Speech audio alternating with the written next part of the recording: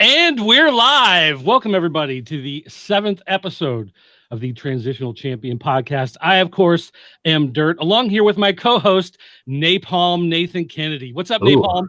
all right. I like that one. That one works. That's better than Nickelback. It's better than the political stuff you're throwing at me last week. Napalm. Yeah, that works. And life is like WWE. As I was saying, you're like, we got to start the show. But life is like WWE, has its ups and its downs. And usually it's mostly bad, but there's enough good stuff sprinkled throughout. It's like, you know what? I'm going to keep going. And that's kind of how I feel. I'm not quite ready to commit suicide yet. Yeah. Based on the WWE product, but boy, are they trying.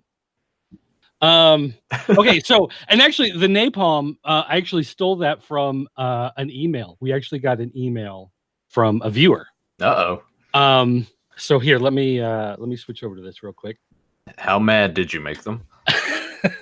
No, actually, let's see. This is from Nikolai.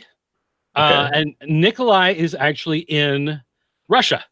Right on. Actually, well, he calls it the former Soviet Union. But see, so I said something last week about how our podcast has like been picked up by weird sites I've never heard of and has been sent out there. And he says he listens to the show and he lists some website that's in Russian, and it's darsovsky.com. Okay. He loves the show. So anyway, he said, dear Dirt and Napalm Nate Kennedy. So that's where I stole that from. Okay. He says, I love the show. Yes, it is being listened to over here in Russia. This is the normal place where I listen to podcasts. So I had no idea that this is not where you publish the show. But I'm glad to see that you've been added to our mix. Let's see. He said, guys, please don't head off into the Siberian wilderness yet and call it the end of your life cycle, because I'm sure there's going to be great stuff at WrestleMania. Wink, wink, nudge, nudge. So that is a odd way to put that. So let's see. He does ask though. You guys have joked about Brutus Beefcake, and it looks like he might or might not make it into the Hall of Fame. But is there anybody from the history of WWE that you think should be in the Hall of Fame? I thought the dogs were going to bark for a second. Rick Rude.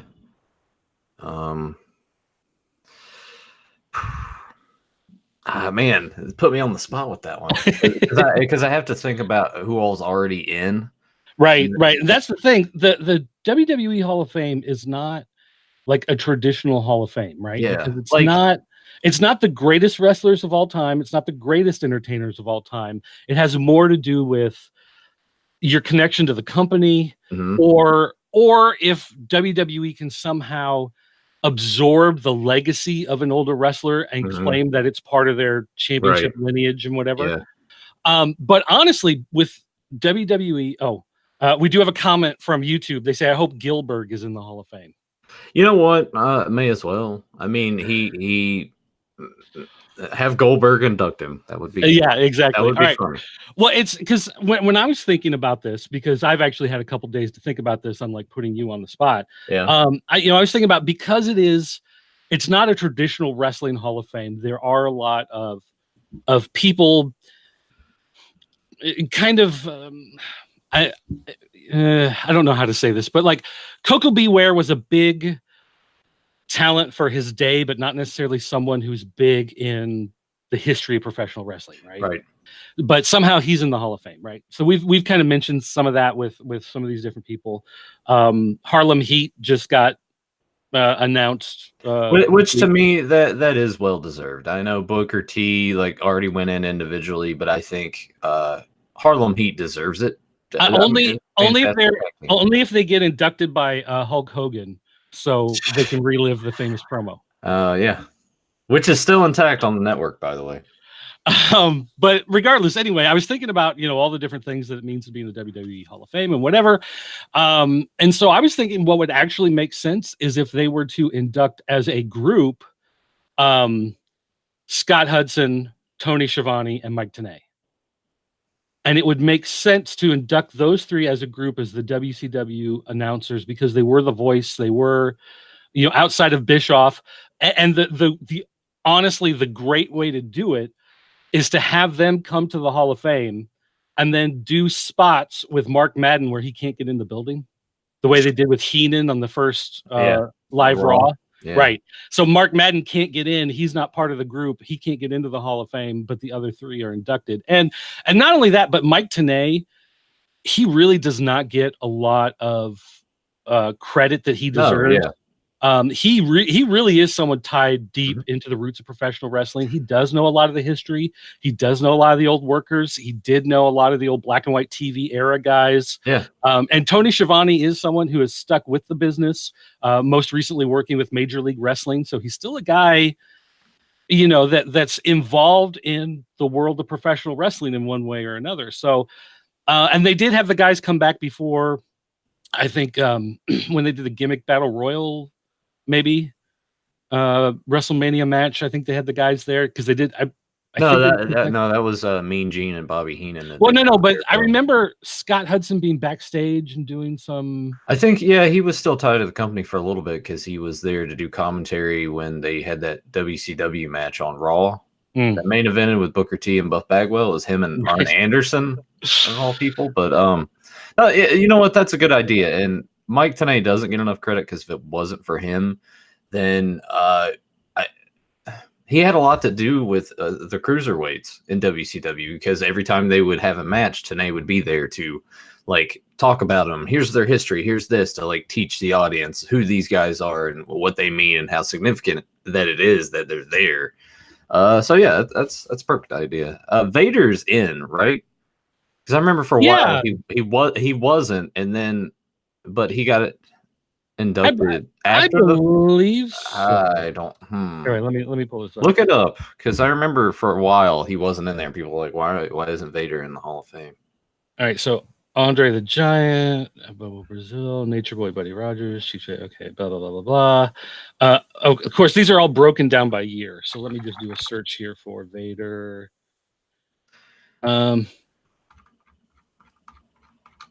Vader inducted Stan Hansen. Yeah, so he's not in. Vader, and that's the thing. They wait too long on a lot of these guys, and then they pass away. And most of it, too, is how they died. And if how they died is in a certain way, then they might not ever get into the Hall of Fame. Right.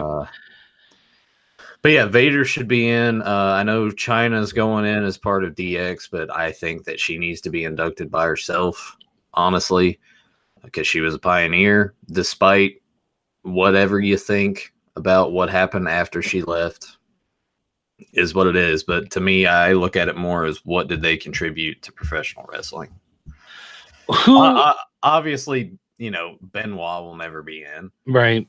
Which is a shame. It is because he's a fantastic wrestler, but you can't take away. That's just right. I know it's tough. How about the fabulous ones? Oh yeah, but the problem is you can't let Michael Hayes have an open microphone at a Hall of Fame ceremony. What do you mean, Michael Hayes? Because he'll start talking about how he's more black than Booker T. Wait, are you saying one of these is Michael Hayes? Because it's not. This is Stan Lane and Steve Kern. So. Oh, I was looking at that figure and I thought, oh, look, he has two Michael Hayes with different. No, this is from the Remco AWA line. I thought you had two Michael Hayes figures that you were joking were. Yeah. Have you ever watched the fabulous ones, music videos from back in the day of them working out and the Gap Band? The ones with the really bad lip syncing. No, there's one that's if you look up fabulous ones, Getting Swole. It's this weird generic music that plays, and they're working out. And then there's another one that's got the Gap Bands. You Drop the Bomb on Me, and it's showing clips of them wrestling, but then it's them sitting with some haystacks, and then keep zooming in on their face. Or one's in a bathtub, and they got a glass of wine, and it zooms in on that, and they're just doing this at the camera. So Sounds almost as good as the videos from the Pile Driver album. Yeah, so they ironically kind of became my favorite tag team of all time because of this. And I found out that they had figures from Remco. So I'm like, I have to buy these. And I did. And they came in the mail yesterday. And they look fantastic because they got like their bow ties and their suspender things on. When you show the faces closer, I can see that they're not Michael Hayes. But when you first held them up, I just thought you had two Michael Hayes figures. Okay, so here's the question: what celebrity you think is going in? They've done Drew Carey, Mike Tyson. They did Trump. They did Mr. T. They did Arnold Schwarzenegger. You know who should go? You know who should go in? Bob Barker, because he was the only saving grace of that guest host Raw thing. You know, you're absolutely right. Him. And also give credit to Jeremy Piven because he purposely messed up the name of the pay-per-view. To make Triple H mad and try to get him to crack on camera. And then he did that awesome dive off the top rope. If you remember, he got on the top rope and he actually did this giant splash that looked beautiful. Like if you catch the freeze frame of him in midair flying through, it was fantastic. Kevin Federline, because he has a win over John Cena. That's true. That would be awesome. That would be awesome in a horrible way. Which I mean would suit this year of WWE. Is Lawrence Taylor in? I know he's got his personal issues and everything too, but I mean he did main event at WrestleMania. I don't think so. That's probably because bad publicity. Yeah. No. All right. Yeah. Well, anyway, all right. So let's get into Fastlane. We got a lot of stuff to cover. Yeah. And I'm actually double mugging it today. I've got my dark brew coffee in this mug. And then I've got my Killian's Irish Red in this mug. And this is what's going to get me through the show today. Oh, wow. Okay. So I probably should have had a beer. Well, and I tell you what, if the beer runs out, I do keep a bottle of Old Smoky under my desk. So that's my just in case. I would just break that out now. We'll see. By the time we get through Raw, we'll see. Yeah. All right. Fastlane. All right, Fastlane. We're gonna skip most of this pre-show stuff because well, hey, if they don't think the pre-show counts on Survivor Series, then it doesn't count, and we're not going to talk about it. The only thing notable, really, about the pre-show was New Day went out to head out to the ring for their match, and some new backstage guy who we actually saw a couple times this week. I'm gonna call him Chad. Chad walks up and says for Kofi Kingston to go to Vince McMahon's office. They'd like to talk to him. The other guys need to go out for their match. So Kofi gets all excited. Apparently, he's going to get his title match, and he runs off backstage with Chad the intern. We'll call him Chad the intern. Let's see. We had New Day versus Nakamura and Rusev, which is like this is the pre-show match. This is the match that was not good enough to put on the show, which was actually better than several of the matches on the show. Because it was fun. It was, you can definitely tell that Nakamura and Rusev have kind of lowered their intensity a little bit because these are not big matches that are, big payoff, big marquee. But you can tell they're still having fun and they're still, they're still out there doing their thing. All right, so we get to Fastlane. We get the Usos versus Miz and Shane. And so, of course, I was watching this with a friend of mine, Kevin, and as soon as Miz and Shane McMahon both walked down the ring, he goes, "Oh, Shane's going to turn on the Miz." And I went, "What?" I was like, someone's going to turn on somebody. I didn't know how it was going to work, but I'm like, someone's going to turn. Because I half expected. Well, my expectation was Miz was going to lose. He was going to go to his dad, and his dad was going to be like, "You're not good enough for me, son." And maybe his dad was going to like smack him across the face. Because they've been kind of, playing that up like he was a champion and your dad didn't care, So I thought maybe they would play something up along those lines, but that's not where they went. The I only thing expected you to jump in, no, and no, you no. didn't jump in. You just I was gonna say the only thing I really enjoyed about the tag match was that spot where Shane and one of the Usos were coming at each other, and Shane pretty much just like drop kicked him in the dick midair. Yeah. That's probably my favorite spot in that match. And it didn't look like that's how that had originally been planned out. Yeah, I don't think it was supposed to go that way. So yeah, basically Shane got up on one corner because he was gonna do a dive on an Uso, and an Uso jumped up on the other corner because he was gonna do a dive on the Miz, and they both just kind of stare back and forth at each other, and then finally they leap and they just kind of collide in midair, and it looked really bad. But the Usos retain. But the Usos retained. Miz's dad told him to get up on the top rope. So Miz went up there and went for the frog splash, but whichever Uso got his knees up and was able to block it, and then got the pin on Miz with the roll up. And so they hugged. They were sad. They went to the dad. They hugged. They were sad. Miz started to walk away, and then Shane just clobbered him. And then Shane started doing his like fury punches on him, and he was doing stomps, and he fatted on him a couple times because Shane is so like Shane was like a waterfall of sweat, and his face was like purple, and he like couldn't breathe. Yeah. And he's still going. Like, I don't know what the deal is with Shane. I don't know either. I really don't. Like well, even when he was young, he always sweat profusely, but just him changing, like it looks like he's about to have a heart attack. He looks like when you skin a plum. Yeah. That's what he looks like. But I knew someone was going to turn on somebody just because WrestleMania is coming up. They've just been playing it off of like, oh, we're best friends, and look at this, and something was going to happen. So I would rather it had been Shane, I guess, because Miz as a face is terrible anyway. So why not just go all out on this whole thing? Plus, it's been a hot minute since Shane's been heel anyway, and I always preferred him as a heel because he should be. Because I mean, he the spoiled brat of the owner, right? Yeah. So that match at Mania will not be good. But at least we're getting that match at Mania and not another Miz and Shane versus the Usos. True. And I was kind of hoping that Shane was going to pull over Miz's dad, like over the barricade, and beat him up too, but all he did was just shove him back, and his dad just sat there because Miz's dad's really terrible at like emoting anything.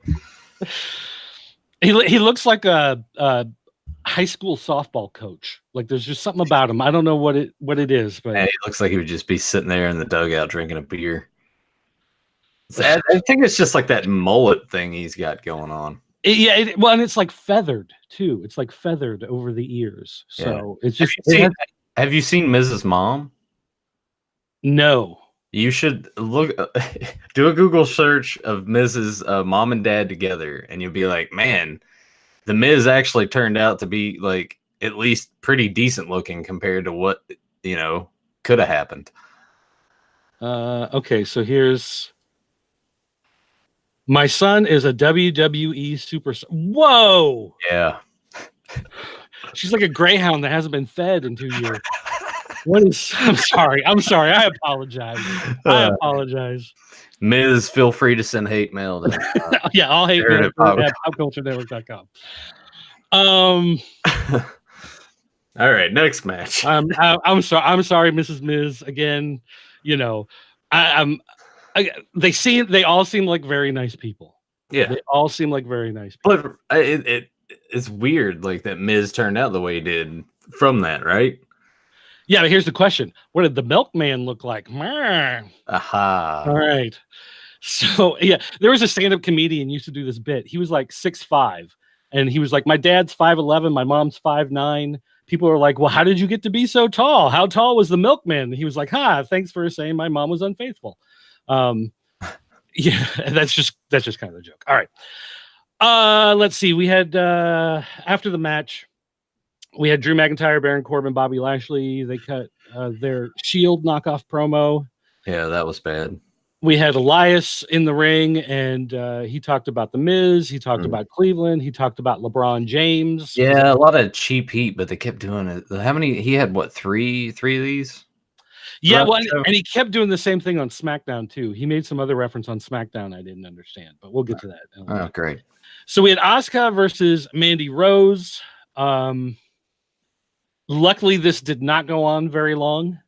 It's kind of sad they have nothing really for Asuka to do. Which, by the way, on the pre-show, I forget who it was. Someone on the pre-show, was it Christian, called her Asuka? Obviously, he was reading off the teleprompter and had no idea what her name was. So that was interesting. Yeah, he probably doesn't watch the product anymore. Don't blame him. Can you blame him? Yeah. Don't blame him at all. So basically, the idea of this match was Sonya Deville is inept, and she lifted up the ring apron to find a kendo stick, and she did it like, first of all, she did it way too early, and she couldn't find the kendo stick, so then she stopped. And then several minutes later, she went back down and started looking again. This time she pulled it out, but then she didn't pull the apron back down. And so Mandy Rose gets thrown into the ropes, and her feet supposedly hit the apron that's sitting up there, and she fell over. And but it didn't. It yeah. didn't fall. She may have touched it with her foot, but she definitely didn't trip. I skimmed through this match because I think there was one part when Mandy Rose was supposed to do something to Asuka, and it just completely, I can't even remember what it was, but it just it looked really awful. And I was just like, yikes, all right, skim through. And then I saw the end of that. But man, why just have Asuka beat the crap out of her, kick her in the head, and call it a day? Yeah, I don't understand. It's like they need, well, I mean, I do understand, but I don't understand. Like, I don't understand why they feel the need to add something more to this other than just have Asuka beat her and be done with it. Yep. But in their mind, they go, we need to set something up so that we can do a couple more matches on TV just to fill time over the next few weeks. Yeah. So I guess the plan for Asuka is just to have a match with one of them at Mania, or like a handicap match, or make it a three-way triple threat or something. Honestly, maybe I'm thinking like after Mania plans for Asuka, maybe have Shayna Baszler in NXT drop the title, do hype packages for her, call her up. I'm hearing an echo on my end. Oh, I'm not. That's weird.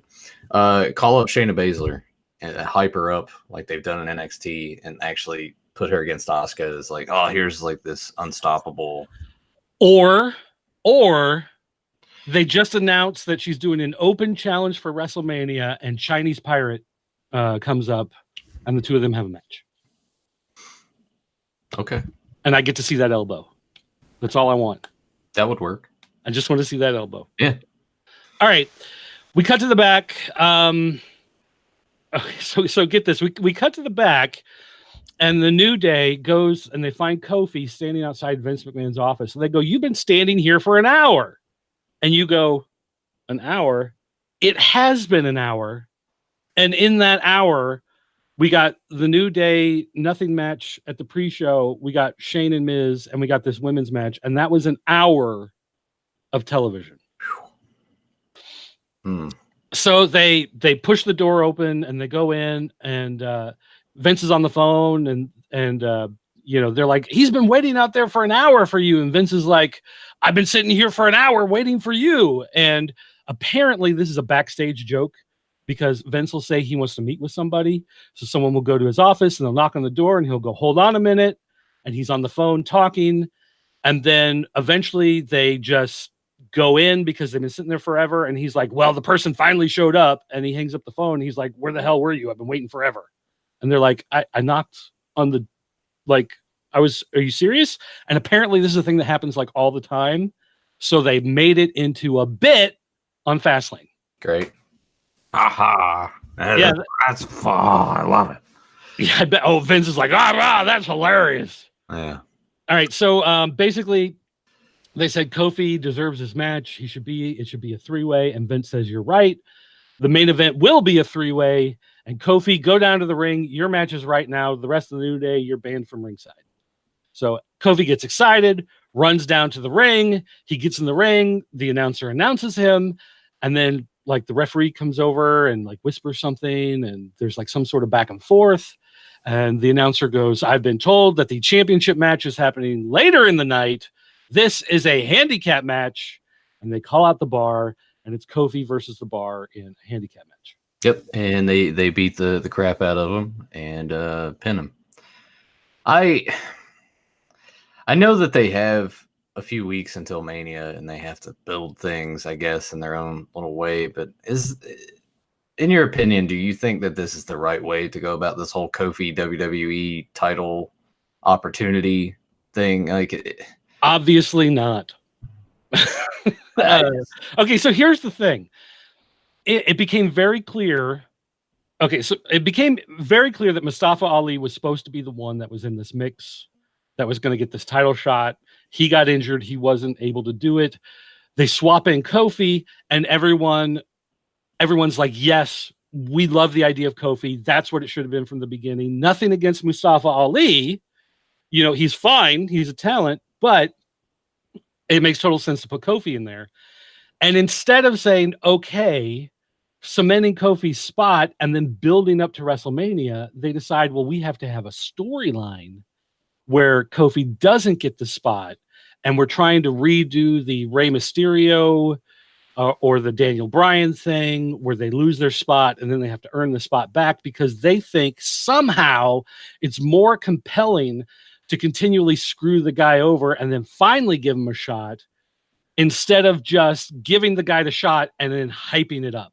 Yeah. Which to me doesn't make any sense. It only works if you have a guy who legitimately in no way works in that spot, but the crowd still wants it. Right. So then you have to rework a way to make it fit. Like the thing with Daniel Bryan was that he got injured.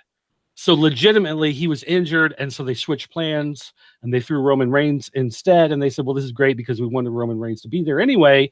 And Daniel Bryan got over the injury, and he's like, no, I deserve, like, I should be in the main event at WrestleMania. This was my match, you know?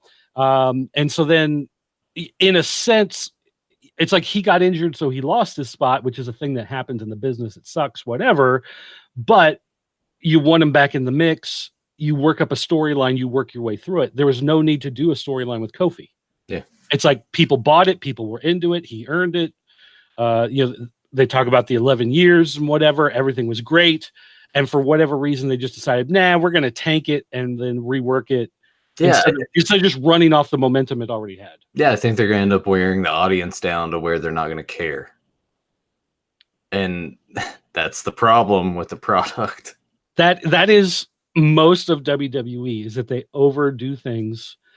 And they have so much TV to fill, and they do so much stuff that instead of just... Well, and it's kind of like the opposite of what's going on with Batista and Triple H, because we'll talk about that. But that's a match that has no reason for happening, and yet they're playing it off like this is something that has been going on forever, which is the exact opposite of this situation. Isn't that what they usually do with the Triple H match at Mania? Well, we'll get into that. Yeah. We'll get into that. All right, so we had Elias come back out. He did another thing, talked about Kofi Kingston losing, talked about Miz losing, compared New Day to the Cleveland Cavaliers and called them a bunch of beat up losers. And he said the Pittsburgh Steelers were the best. So I guess, well, those are different sports. I was going to say, I guess the Steelers beat the Cavaliers, but then I'm thinking, wait, I think one's basketball and one's football. So I'm not sure exactly what's that on. Yeah. And Elias is like his character basically is that he's a drifter, right? So he's basically just a hobo musician. And I didn't know that, like, he... Well, somehow he's got a cable package. Or maybe he's streaming. You know what? He got Fubo TV. Fubo TV gives you all the sports you need in a streaming online package, including... Oh, man, are we sponsored now? we could be. All right. But anyway, let's see. We had the Revival versus Ricochet and Aleister Black and Chad Gable and Bobby Roode. This match I thought was fine, but it felt like it was overworked. Like it didn't need to be a three-way. It would have worked better, I think, if they just had one of the teams versus the others, and they could have done a rematch with another team. It didn't need to be this jumbled mess. And WWE is completely misusing Bobby Roode. Bobby Roode should be feuding with Samoa Joe for a number one contender spot for the heavyweight championship. He should not be in a tag. And he should be a heel. Yes, and he should be a massive heel. All right. We had Samoa Joe versus R-Truth, Andrade, and Rey Mysterio. And again, another... Oh, they're the dogs. Another overworked, overdone match. Didn't need to be all four guys. Again, all of these guys are legitimate talents. Even R-Truth, a lot of people don't want to recognize that, but R-Truth is an actual talent in the ring, even though people don't like his character. But all four of these guys could have excellent pair-ups as one-on-one matches, but they keep throwing all four of them together instead of letting them break apart. I don't know why. It's still a fun match. Yeah, it's still entertaining. But again, it was just seen most of it already. Yeah, we've seen them all work in tags and mixed tags and four corners and whatever. So anyway, it's still a good match. I don't want to take anything away from that. It was still a lot of fun to watch that match. And we did get Carmella attacking Vega outside the ring. Yeah, that looked all right. Let's see. We had Bayley and Sasha Banks versus Nia Jax and Tamina. They had Beth Phoenix out there to be a commentator for absolutely no reason. She's terrible at commentary. She is. And the scary thing is, she looks more jacked up now than when she was an active wrestler. Yeah. Well, like I don't, because usually that's not how that works. Being married to Edge will do that to you, I guess. I guess. But I mean, Edge isn't more jacked up. He actually looks more lean compared to wrestling. Well, I think with him, he probably just I'm done with it. I'm going to be lazy now. I'm an actor. I'm on Vikings. Is he on Vikings? I think so. Huh. Yeah. Good for him, though.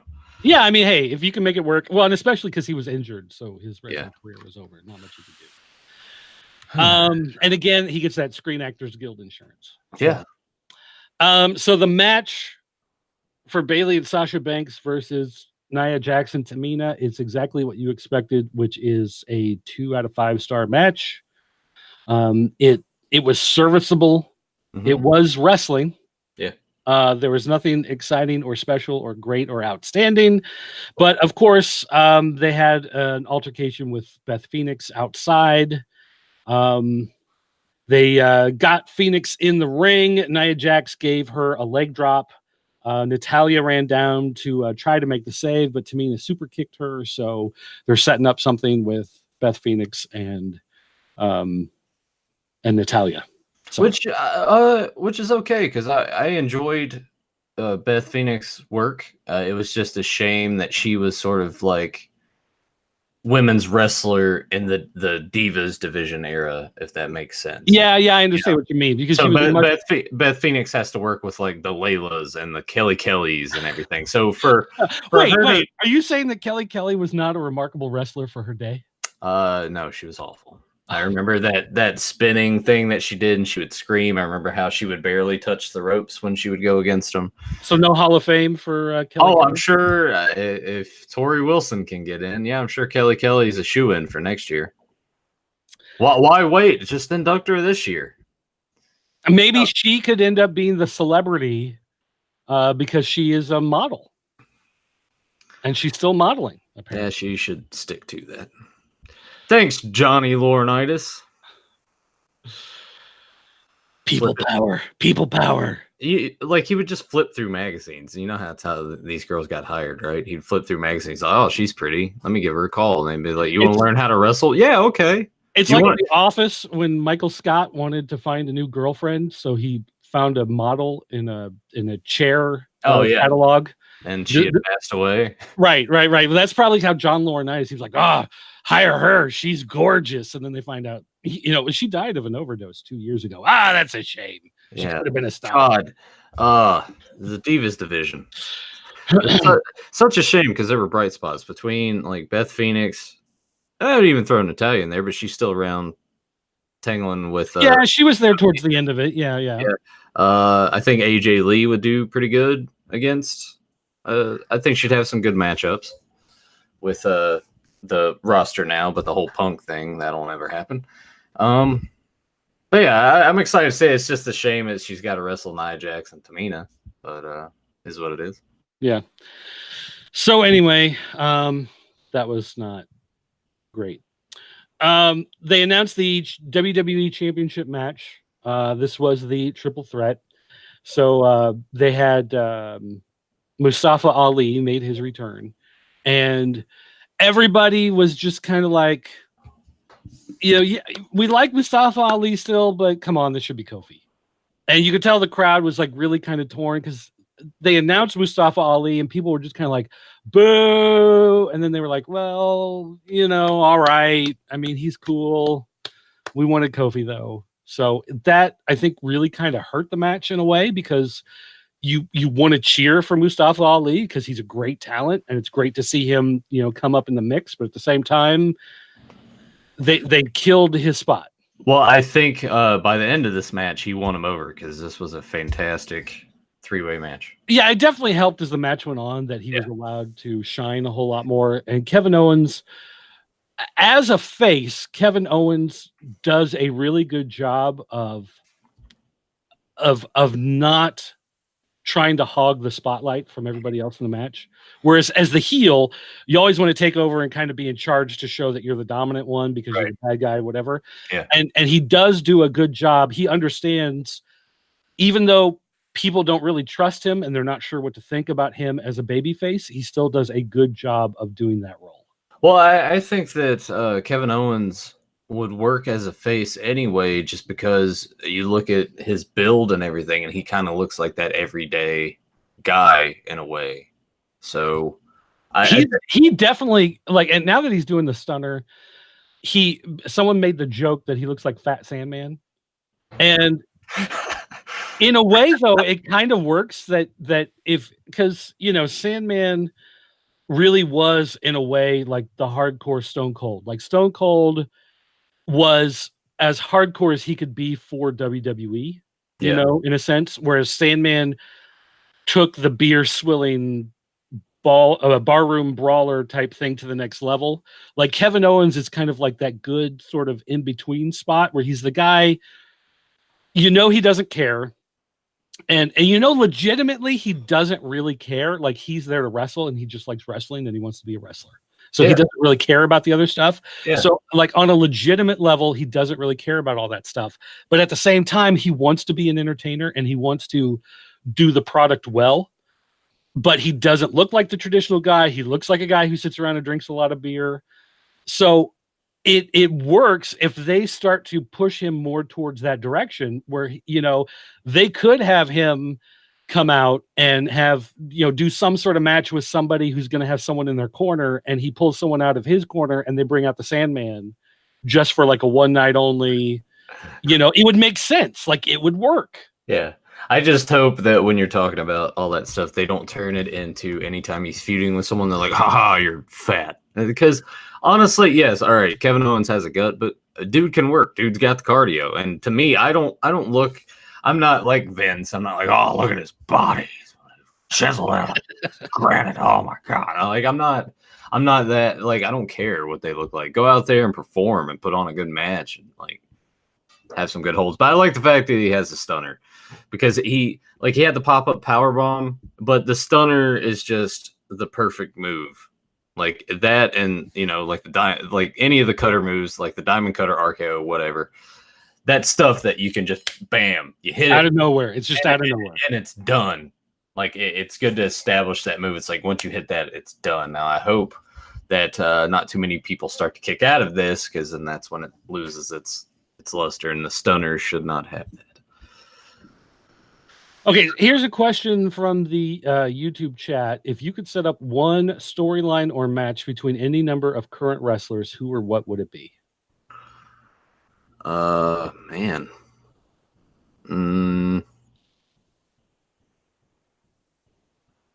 Jeez. All these on the spot questions. Well, think about that for a while. Think about that. We'll come back to that after we finish Fastlane. So anyway, it basically came down to Brian and Ali finishing up the match. Ali tried to do a tornado DDT off the second turnbuckle. Brian, though, was able to hit him with a running knee instead and got the win. And so Brian celebrated, and Mustafa Ali looked strong. For a guy who was injured and out and came back out of nowhere, he still looked strong. But the question is, what are they going to do with him going forward? Like, where does he fit anywhere else into the mix? Program with Samoa Joe for the United States Championship, probably. Which seems like a really big drop from being the mystery man in. Yeah, but at the same time, I mean, I like Joe. Don't get me wrong. I love, but again, I don't think Joe should be U.S. champion unless they use the U.S. championship as a jump off for getting. I totally agree with you. I think that it needs to be a launching pad for him to move forward, but I also want them to actually put the time to build him up with that, put some prestige back in that championship, for God's sakes, and work with that. Because the fans love it. If you watch his entrance every time with the swagger that he's got and the way that his music's like, the way he's going to his music, and then you hear the crowd's like, Joe. It's just like it makes for an awesome presentation of his character. But I think that's what's going to happen. I think it's going to be Mustafa Ali is going to feud with Joe for that. Because it makes sense. I don't want to see another Joe in a 4-way or a triple threat with Andrade or Rey Mysterio. Just have Andrade and Rey Mysterio have a match at Mania. Maybe do something crazy and go back to like the Mexican wrestling heritage and do like a mask versus hair or something. Because Andrade's got a decent amount of hair. It's like all the time. Do something like that and have Andrade losing his head shaved. Or have R-Truth be the special guest referee wearing a mask, and then Andrade can win, but Rey Mysterio escapes, and Andrade beats up R-Truth and unmasks him. And it's completely pointless, but it's WWE. Yeah. It could be like the Mr. America. See, honestly, what R-Truth should do is do like the Mr. America thing all over again. I love that gimmick. I'm glad you brought that up because I thought I was the only one who loved that gimmick. I don't know who you're talking about, brother. Yeah, and then they did the lie detector test. That was great. All right. Yeah. We had Becky Lynch versus Charlotte Flair in a match that was absolutely pointless. Yeah. The two of them wrestled. Okay, so basically the setup was the two of them had a match. Yeah, I forgot how that match ended, and now I'm remembering all of a sudden. I'm like, oh my, why did they? So convoluted, and it doesn't have to be. Well, no, here's the problem. The two of them have a match, and the idea is if Becky Lynch wins, then she gets to be added to the match at WrestleMania. Okay, great. Ronda Rousey wants Becky Lynch in the match at WrestleMania. So they start the match. These two wrestle for like 10, 12, 15 minutes. I don't remember how long it was, but it was a while. And then suddenly Ronda Rousey comes down to the ring and she attacks Becky Lynch, which means Becky wins by disqualification. So now Becky's in the match, which on paper, great. Okay, fine, whatever. But in actual presentation, why would she wait 15 minutes for this match to wind down? If this is what she wanted, why wouldn't she just run out as soon as the match starts, clobber Becky, instant disqualification, Becky wins, and then she's out of there? Because they have 4 hours to fill. And that's the problem. They have 4 hours to fill for their pay-per-view. It goes back to the Kofi thing. It's like, all right, we know on paper, we know where it's all heading, right? We know, we see it for WrestleMania. We know what they're planning to do. And yet they just have to do these dumb things to just extend and just like convolute it. There's no. Well, and the problem is, like you said, we know where this is going. And the thing is that if it were to not happen that way, like if it was a swerve, if they were to do this week after week after week and then end up not giving us the payoff, then it would be a huge rejection of the product. People would be pissed. And people would be booing and thumbs down and giving 1 star to all their apps and unfollowing on Instagram and Twitter. No. Oh no! You know, exactly, which is the stuff that WWE wouldn't want to happen, and there would be a backlash. So they're going to do it. It's going to happen. They're working towards it, but they just keep stringing you along in these dopey angles instead of just building hype for the match. Mm-hmm.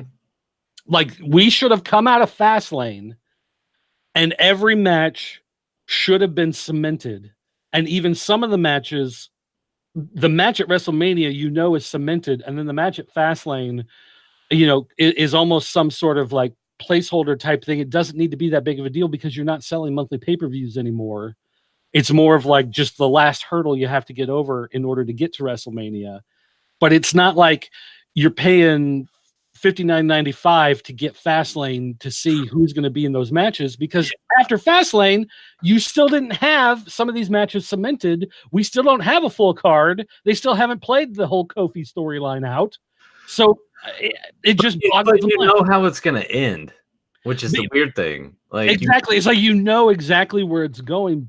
And I don't know why they just keep stringing it along. And I'm sure there's some people that watch it and don't know. Like my grandfather, for instance. And this is what doesn't make sense to me. My grandfather has been watching wrestling, honestly, probably since wrestling's been on television. So he watches everything. Like when Superstars and stuff was on TV, he would seek it out and he would watch it. And after all this time, repeated storylines and everything, he still is just sitting there watching it like a little kid. And I wish I could look at it through those eyes. More credit to him for that. But it's just funny because I talk to him about it sometimes. That's one thing I like about watching when you watch some of the stuff like ROH and Major League Wrestling and, some of this other stuff where some feuds will go month to month to month, but a lot of them, it's like it's 3 weeks of build for a special, a pay-per-view, a live event, and then it resets. And they have 3 weeks to build up for the next one.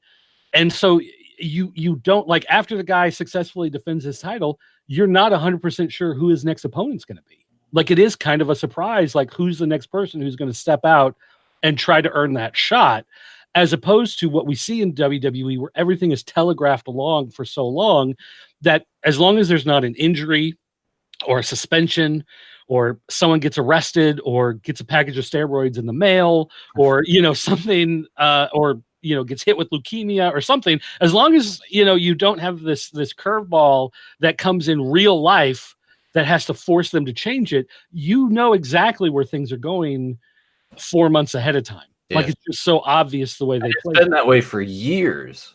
It's been, ever since like 2000.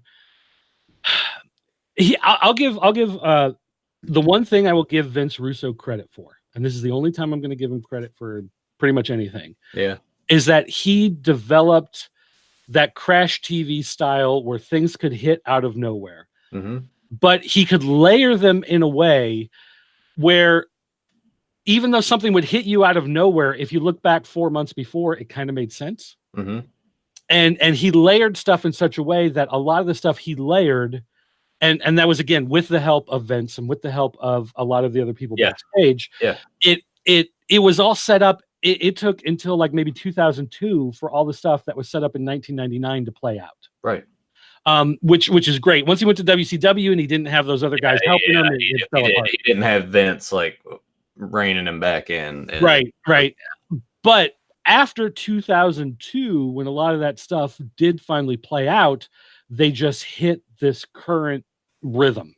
Yeah, well, I think that's when they sort of really made that shift to, we got to get TV writers. We got to have a writing team. Because before with Russo, it was like Vince, Russo, Cornette, Patterson, Jim Ross. Like, it was like just a small circle of people laying out, here's what's going to happen. And now it's like, here's 12 people on this writing team. Here's 12 people on this writing team. And it's just, and it all has to filter and go through Vince. And I think part of the thing too was when you had the wrestling guys working the wrestling show, they would then go to the road agents and they would say, this is the type of match we want, this is how it's going to work out, as opposed to now you have TV writers. The TV writers go to the road agents and say, this is who's coming out first, this is who's coming out second, you've got 12 minutes to fill, this is the guy who's got to win, and you have to throw in some sort of twist here at the end to set up for this other match. But they don't give them any sort of push on what the layout of the match would be, or what they just, because they don't know. They're TV writers. Yeah. So it's up to the road agents. And 9 times out of 10, the road agents aren't even talking to each other. So you get a lot of the same stuff happening in the same matches in the same night, because the road agents are all sitting there going, okay, well, this is what we've had for the last 3 weeks. We're going to mix it up and throw in something different, but they're all throwing in the same something different, all because they're all thinking the same way as this is what the show needs. But then you get 4 of the same thing happening in the same night. Yeah. And it just like, it's not good. It's not compelling television. And I want to say too, the other thing that I did enjoy about the Crash TV, the Attitude Era stuff, is everyone had something to do. And even that, sometimes like the lower card guys were kind of like intertwined in a bigger storyline that involved the main event guys. So it seemed like everyone had something to do. Everyone was involved with the show. And I guess you kind of see that in the crowd reactions, because if Rikishi and Too Cool can get over like gangbusters and everyone's cheering them every week, or like the Godfather, like everybody, like the pops that Val Venus was getting in the Attitude Era is probably up there with the best pops of today. And like, that's kind of where we are. Yeah, it is. They need to find a way to make you care about everybody and be excited about everybody. And instead, it's just crickets most of the time.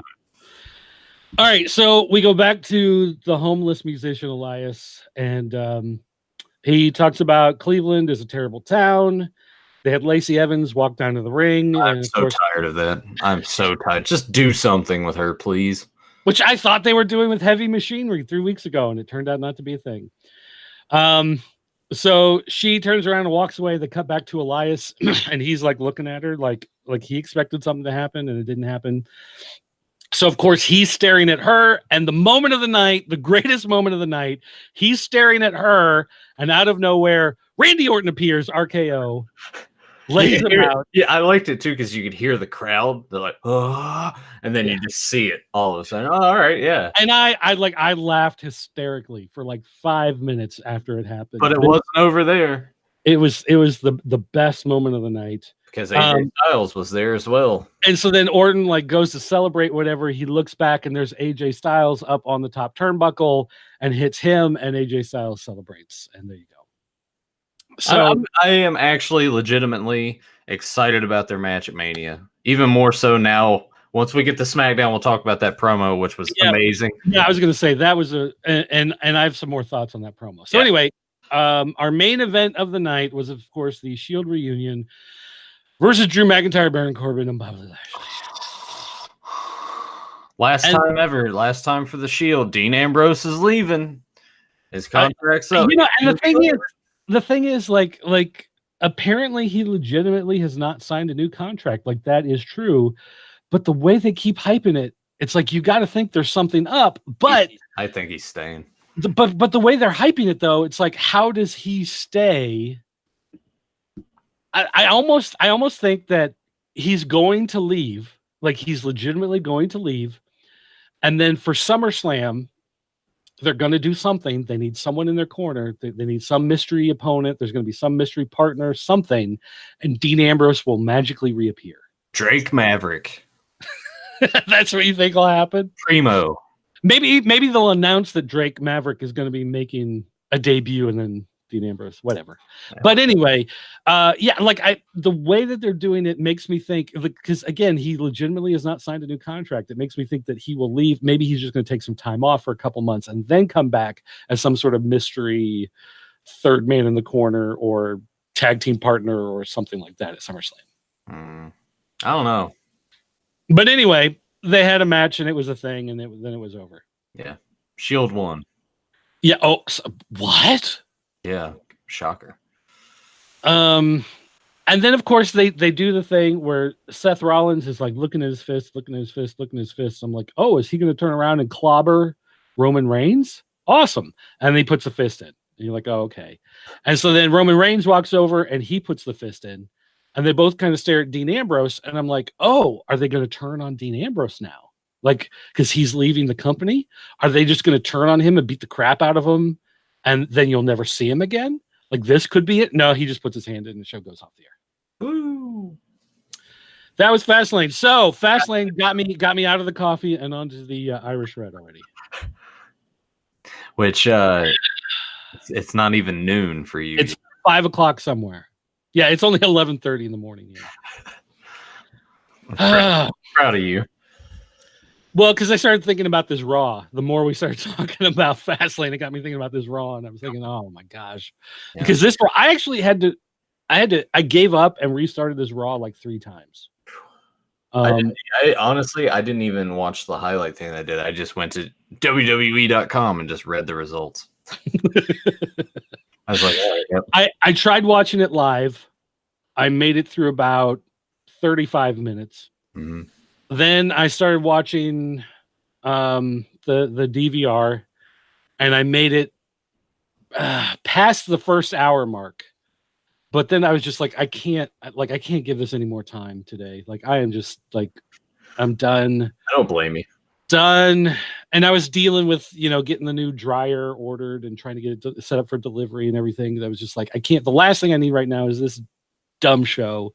So finally, last night, I just kind of fast forwarded and watched through the rest of it and then watched SmackDown. And SmackDown, I watched 90% of it as it, live as it played out. Whereas Raw, I just had to keep fast forwarding through. So guess what? SmackDown is the show of the week once again. Yes. Not to it yet, and we're just going to throw that out there. SmackDown was the show to watch. Anyway. All right, so the Shield came out, and of course they recapped everything. They talked about, of course, that Dean Ambrose. I don't know if you've heard, but he's leaving the company. No, you understated this too. This is their farewell speech? Yeah, well, they said like the Shield was going to come and give like a State of the Shield address or something. Like, I forget exactly how they worded it, but they worded it as something weird. So you thought it was going to be a much bigger thing than it was. But basically, Roman Reigns just came out and said, if that was my last match, I have no complaints. And it's like, really? Like, all right, I guess, whatever. He goes, tomorrow isn't guaranteed. And, Ambrose, I don't know what's next in store for you, but I wish you all the best. And Dean Ambrose just kind of had this look on his face like, yeah, whatever. Like, well, he's like, just retire. Who knows? So then he talked to Seth Rollins, and they started this big "Slay the Beast" chant. They were trying to get that going, and great, yeah, because it is on his T-shirt. And everybody hugged, and then they all shook hands and hug again, and then I think they hugged maybe one more time, and then they left. And Ambrose just didn't say anything, didn't do anything, and just left. Okay. So then Rollins is in there on his own, and he didn't want the Slay the Beast chant. He tried to start a Burn It Down chant. So then everybody starts chanting into that. And then the audience just starts ripping up the chairs and everything. And they just start setting fires. Yeah. So suddenly there are these big metal drums, and they just start setting things on fire. Who knows where it came from? But Paul Heyman comes out, and Heyman interrupts. And they do this interesting little back and forth where Heyman actually allowed Seth Rollins to get some digs in on him, which was kind of fun. Because if Heyman doesn't want you to get, a certain thing into a promo, he'll make sure that it doesn't work in. Yeah. And he allowed some digs to come through, and it was actually really good. But basically what Rollins brought up was when Brock Lesnar is fighting a big, lumbering tough dude, there's 2 tough dudes, that he comes out on top, but he has a much harder time with smaller, faster guys who have a completely different style. And he, said that he's one of those smaller, faster guys. Paul Heyman played some sort of video package, and he said, you're going to have to face one more challenge or whatever. Shelton Benjamin comes out because apparently Shelton Benjamin helped train Brock Lesnar to become a wrestler, so he knows Brock Lesnar's style. Apparently, Shelton Benjamin is like the taskmaster of the WWE. They both went to the University of Minnesota. I think they wrestled each other a little bit, and then when they were in OVW, when they both signed, they were a tag team as the Minnesota Wrecking Crew. Oh, see, I'd forgotten they were a tag team. Okay, that makes more sense. All right. Which, I mean, that's a nice throwback. It's nice to see Shelton Benjamin on TV again. Honestly, I'd forgotten he was still employed by the company. Yeah, because they do a fantastic job of letting you know that they have all these great talents on their roster. And that's the other thing is like I was watching this match, and it was like a 10-minute match, so it went on for a little bit, and it was actually really entertaining. Like I forgot Shelton Benjamin cannot cut promos to save his life. He can work. He should, but when he is in there just wrestling, he is great. They just need to find him a mouthpiece or a valet and push him. I mean, it already works itself. Pair him up with Lesnar and Heyman. Why not? They were a tag team before. Let him be a tag team again. And especially if Lesnar leaves, then let Heyman talk for Benjamin. If Heyman wants to stick around.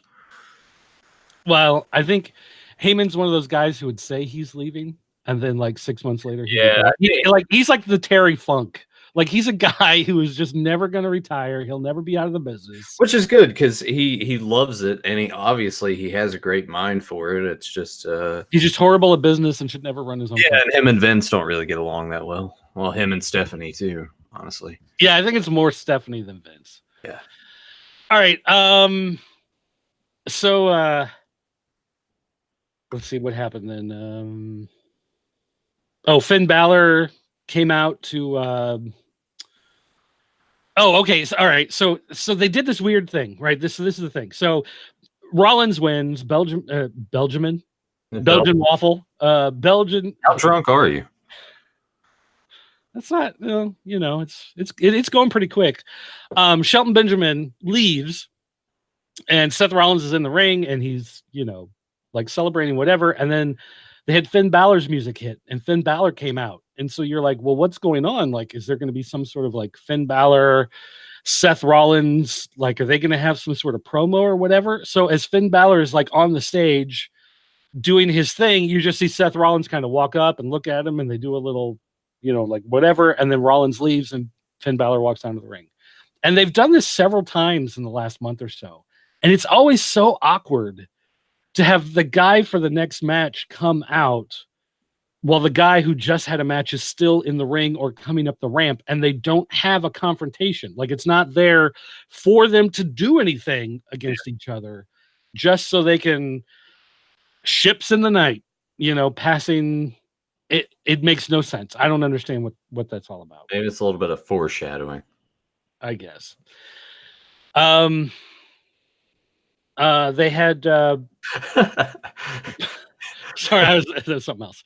They had Bobby Lashley and Finn Balor have a match for the Intercontinental Championship, and for some reason, Bobby Lashley won his title back. Whatever. I think having that title, like it works for him. I would honestly, I would rather have Finn Balor up higher in the card. Here's the thing. Seth Rollins just did a promo with Paul Heyman where he said Brock Lesnar has a hard time beating guys like Finn Balor. And then they had Bobby Lashley come out and defeat Finn Balor in a 10-minute match. Yeah. Yeah, they don't really think that stuff through. And granted, you had Leo Rush get involved, but I'm pretty sure in that match you had Paul Heyman do some sort of distraction on Finn Balor anyway. So, like, this is going back to the whole thing where the road agents aren't talking to each other about what's going on, because they're like, go out and say this in your promo, and they have no idea that in the next segment there's going to be something that goes against something they just talked about. Yeah. Well, isn't that's typical WWE. Let's just contradict ourselves throughout the show. Yeah. Yeah. I don't even remember. Oh, so Finn Balor, he hit the sling blade. He tried to go up on the turnbuckle, but then he heard the bell ring. So he turns around to see what's going on. It's Lio Rush ringing the bell. So he chases after Lio Rush, but then of course Lashley is able to hit him with the spear, and so Lashley pins him and becomes champion again. So then Lio Rush holding the belt, smiling, I got it, you got it, you got it back, you got it back. And Bobby Lashley's looking at him and smiling. And even though they did this whole thing where he attacked Lio Rush after he lost the title and whatever, we forget about that. Yeah, it's like, you helped me get it back, so it's cool. It's all water under the bridge. Or Bobby Lashley's just too dumb to remember. I don't know. I guess where do you go from there? Do we get a rematch at Mania? Like what happened? I don't care. What happened next?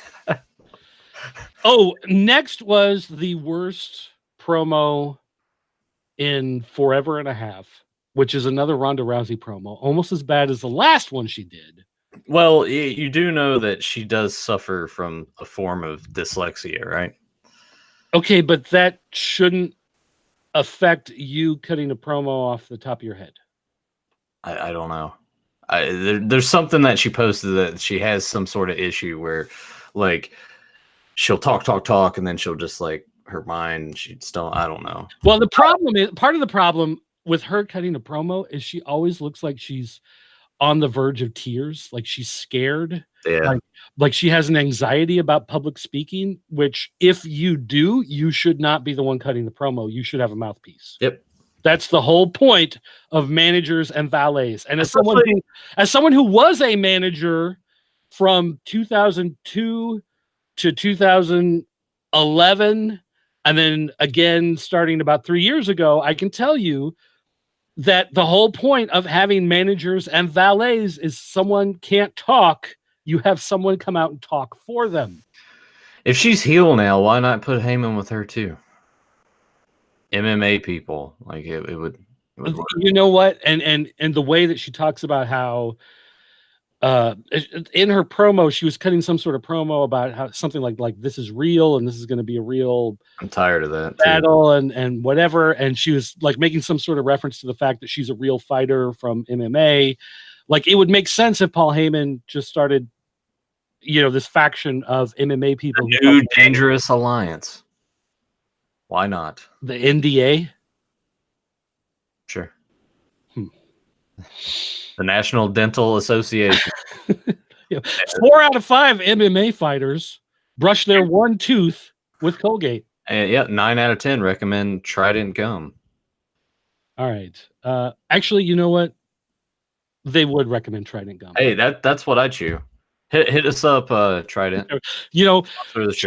Trident gum will not only freshen your breath, but it'll also clean and whiten your teeth. Exactly. 9 out of 10 dentists recommend. Go to popculturenetwork.com/tooth for more information about Trident gum. Wait, no, you should have been like, to see how you can get $1 off coupon.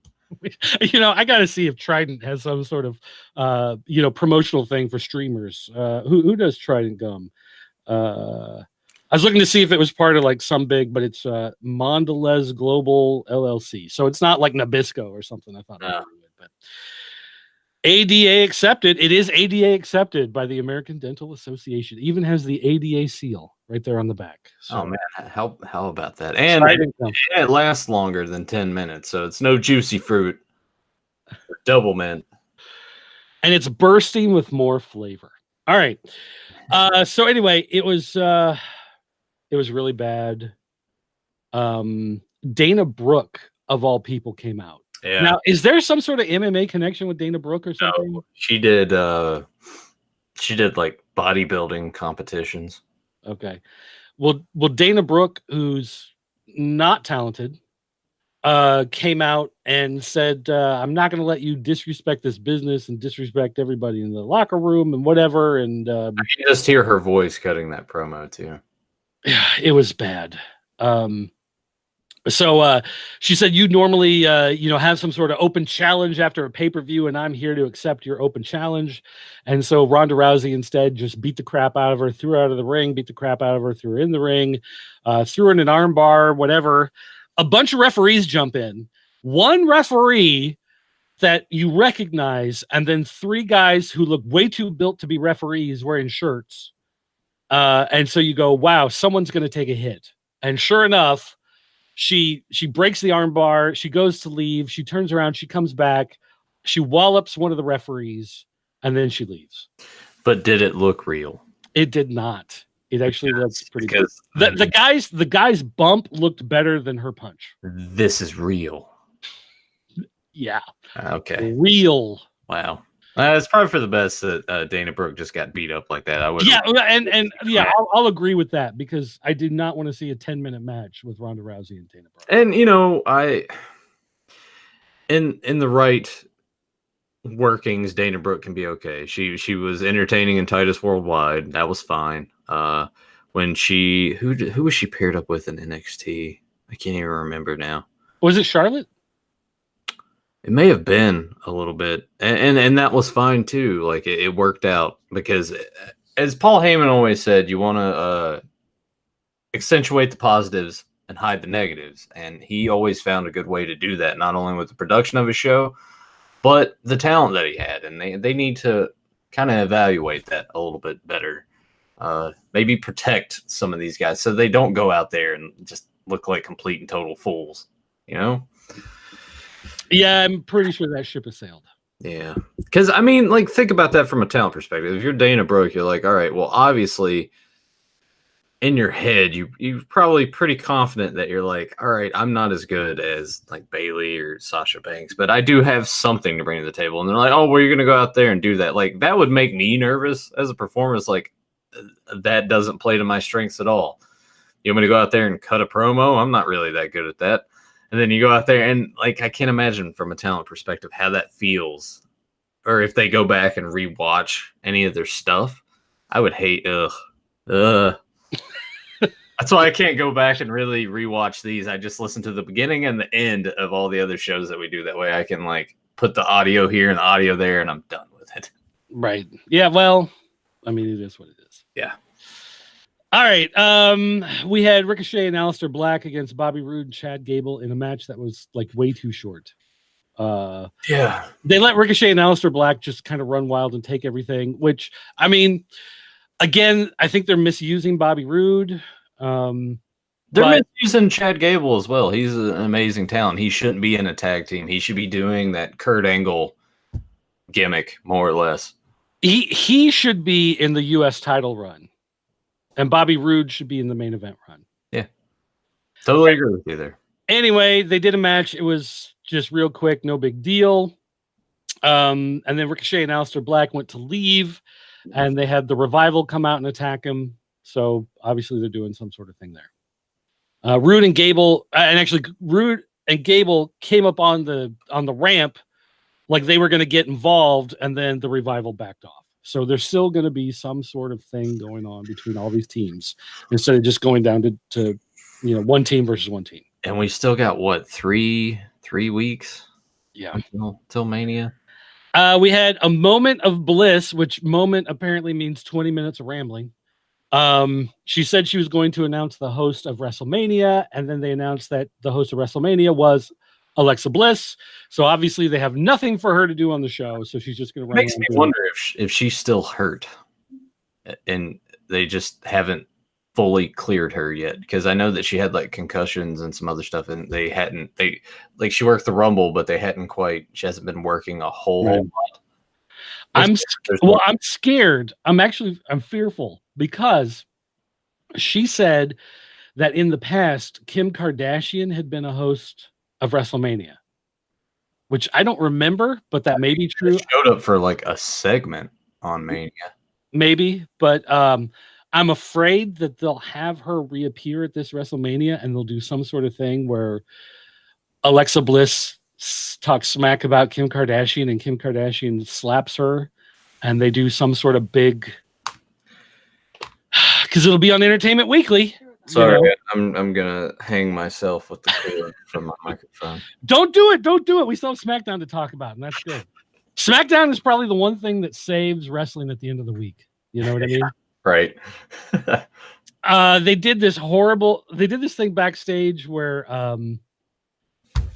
Chad, the intern, comes up to Braun Strowman and he says, "Your car is here," and Strowman goes, "What car?" And then he stares at him. And he stares at him, and he stares at him, and it slowly starts to fade out as he's staring at him and staring at him and staring at him and staring, and then it goes to commercial. You're like, okay. I think this is all to promote a toy too, by the way. Well, they come back and there's this car in the parking lot and it has this big bow. It's like this convertible sports car thing. I'm not a car guy, but you can tell it's some sort of expensive sports thing. Has a big red bow on the hood. And Chad, the intern, is sitting there with a letter for Braun Strowman. And he pulls out this piece of paper and Braun Strowman's like, who is this from?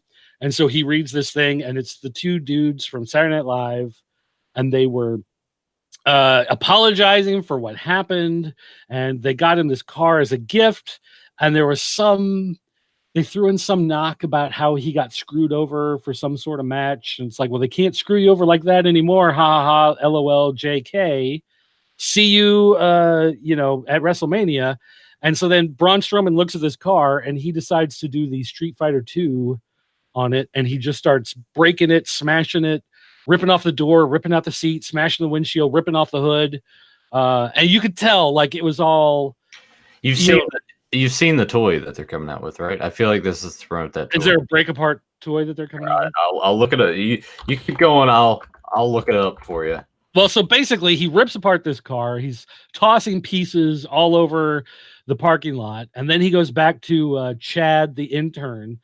And he says, you go tell Jost and Michael Che that the next time I see them, it'll be live from New York. And he steps off.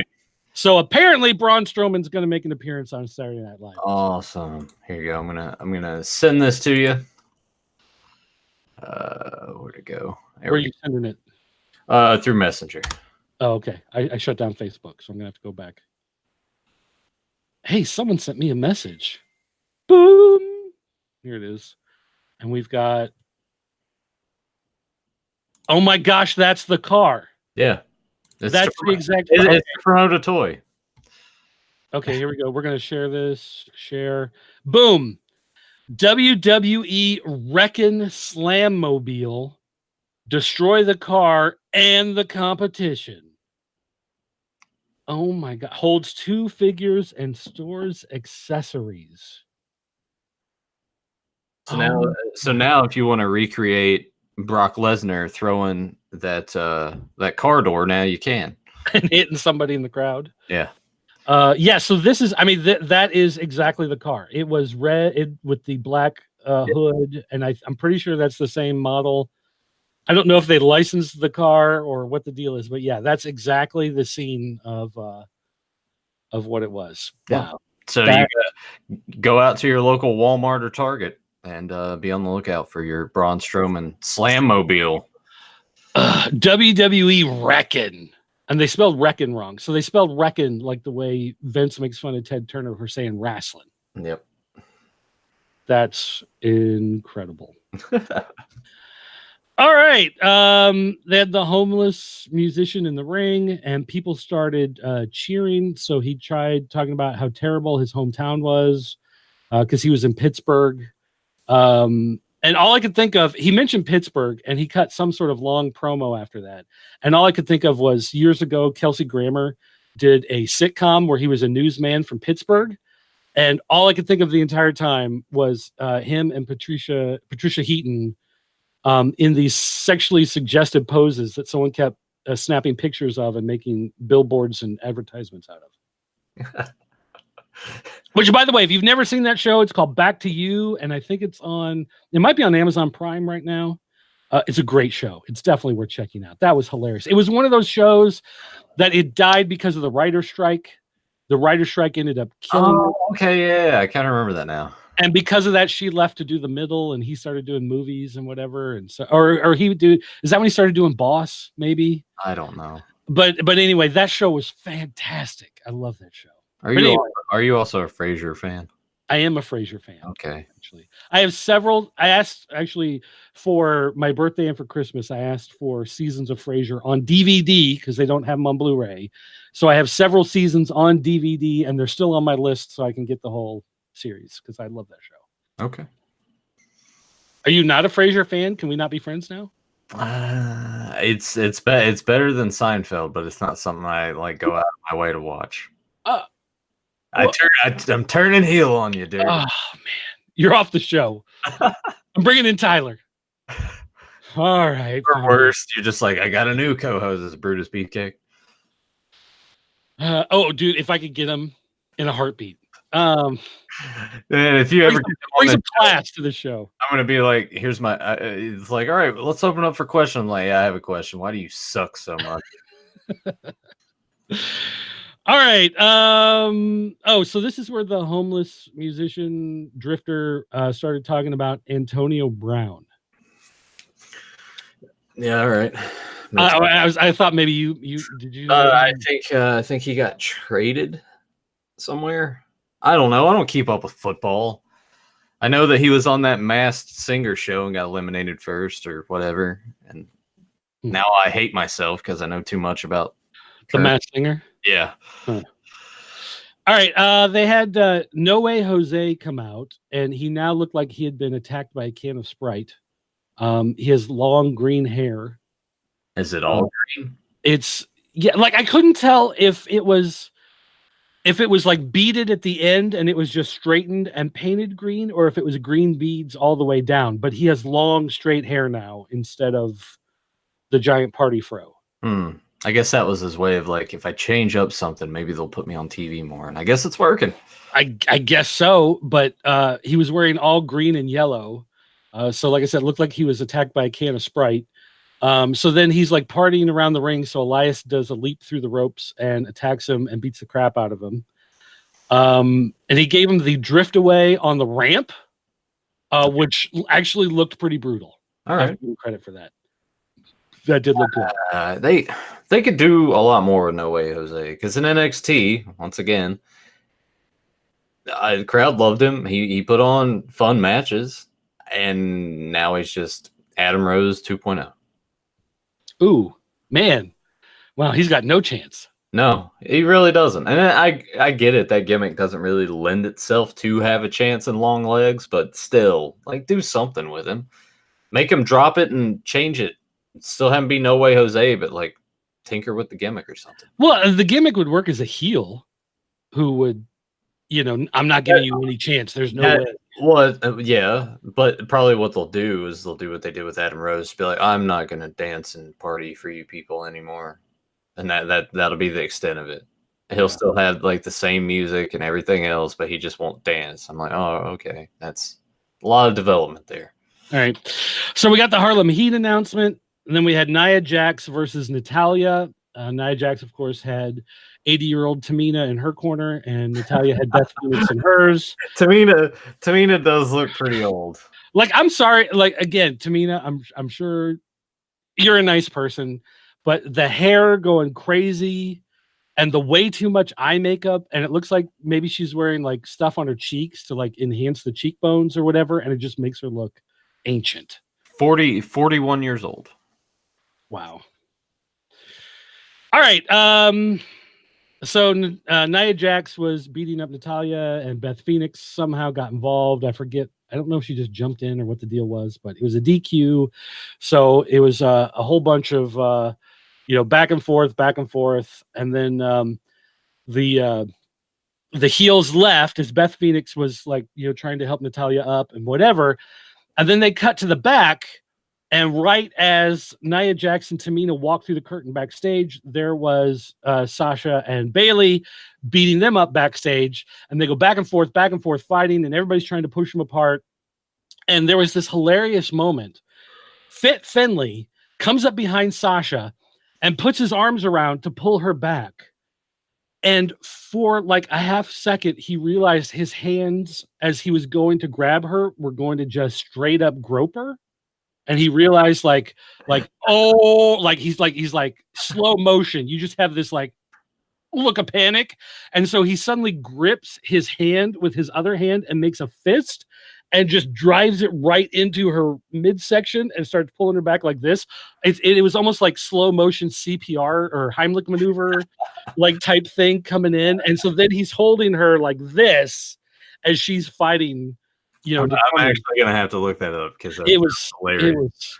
It was so awkward. Then they showed Batista arriving. So Triple H came out, and surprise, surprise, Triple H is not in a suit. He's in jeans and a leather jacket because that's fighting Triple H is. The King of Kings. the leather of leathers. Yeah. So then Batista comes out, and Batista stands there, and Batista acts like he's going to talk and then doesn't talk, and acts like he's going to talk and doesn't talk, acts like he's going to talk and doesn't talk. And then he turns around and looks to the back, and he has a security team come out and separate them. And basically, here's the promo. I saw a supercut of this. I thought, okay, it's like, give me what I want. I'm not going to give you what you want. Give me what I want, Triple H. I'm not going to give you what you want. Triple H, I'm going to slobber. I'm going to spit. Give me what I want. I'm not giving you anything. I'm not giving you what I want. Give me what I want. I'm not giving you what I want. Give me what I want. I'm not giving you what I want. Give me what I want. I'm not giving you what I want. This went on for you want a match at WrestleMania? You get a match at WrestleMania. And then Batista leaves.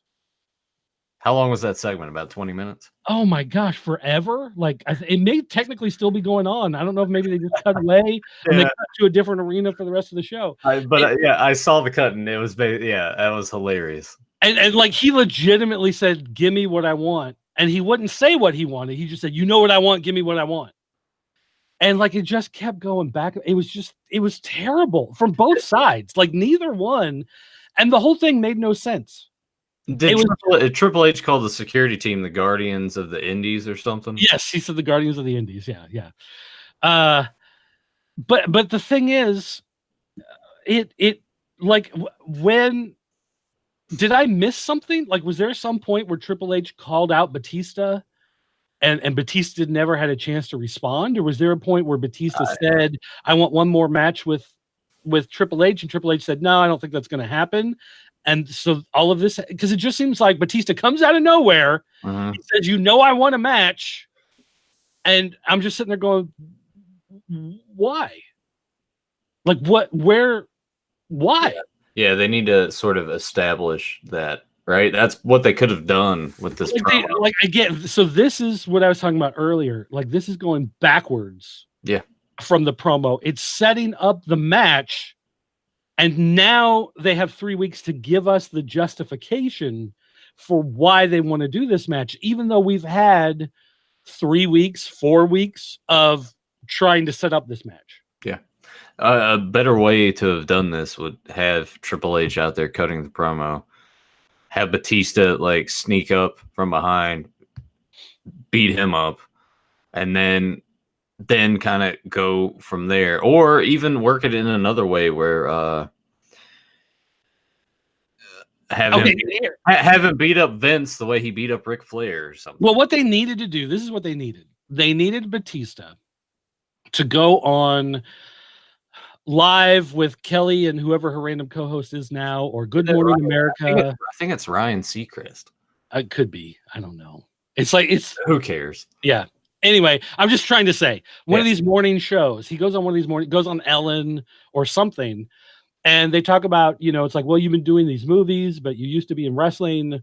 Are you done with wrestling? And he goes, well, Triple H and I didn't leave things on the best of terms. I'd like to have one more match against him, but I think he's afraid of me. And you get people in the crowd go, woo, whatever. And then they can show that clip on Raw, and then Triple H can get mad. And then he can be like, well, there's no way I'm ever letting that guy back in the company. And then, boom, you've got your justification. There we go.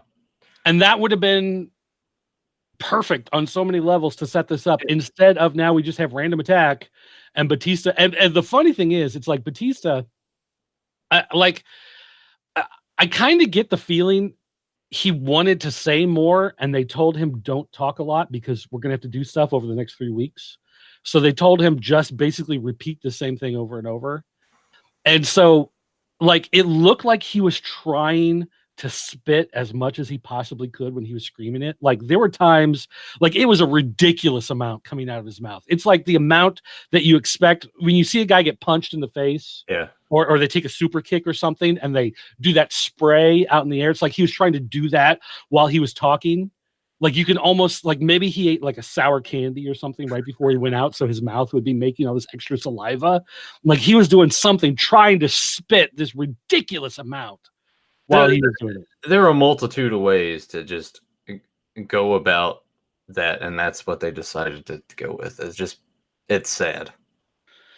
Yeah, that was probably, that may have been the highlight of the show, was Batista's slobber, but it was in the middle of a terrible promo. Yeah. So anyway, they had Kurt Angle come out and he said Pittsburgh was his hometown. And again, I'm thinking Kelsey Grammer.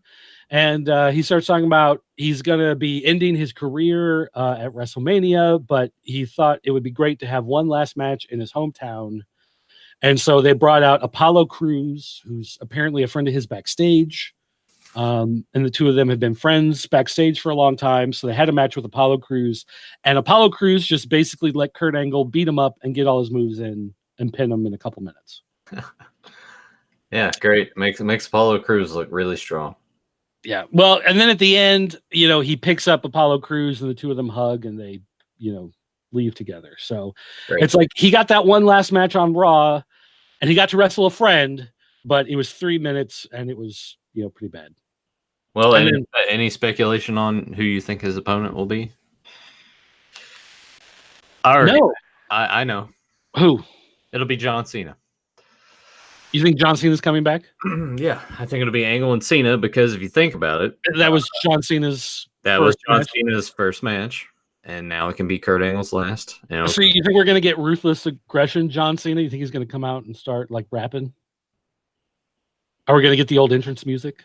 No, see, when he debuted against Kurt Angle, that's when he was still wearing like the tights. When he was the prototype. Yeah, he hadn't gone. Yeah, he hadn't gone to the Thugonomics yet. So, yeah, why not bring out Cena in the tights? That'd be funny. But you have to cut his hair, and he's got longer hair. Yeah, I don't know if you've seen that, but he's got Jim Varney Ernest hair. Yeah, he is gradually turning into Ernest. He is. But no, I think that's who his opponent will be. John Cena. Bank on it. All right. We had Roman Reigns versus Corbin Burnson, and it was a nothing match. It was dumb. Yep. There was that one spot though where there was the miscommunication where gosh, that got me thinking like Corbin Burnson every time, and I'm like, no, it's Baron Corbin. When he does the thing where he like slides and goes around and slides back in, like around the post, and he was gonna do that, but like Roman lifted up his leg like he was gonna kick him, so it was like this weird, like he hit him but he still went through with the move too, and it just looked really nasty. Yeah, so they only let this go for a little bit, and then Drew McIntyre attacks, and so Drew McIntyre's fighting, and finally McIntyre like kicks him and stomps Roman Reigns' head against the ring post. And so then they bring out all the referees and everyone's checking on him, and maybe he has a concussion and whatever.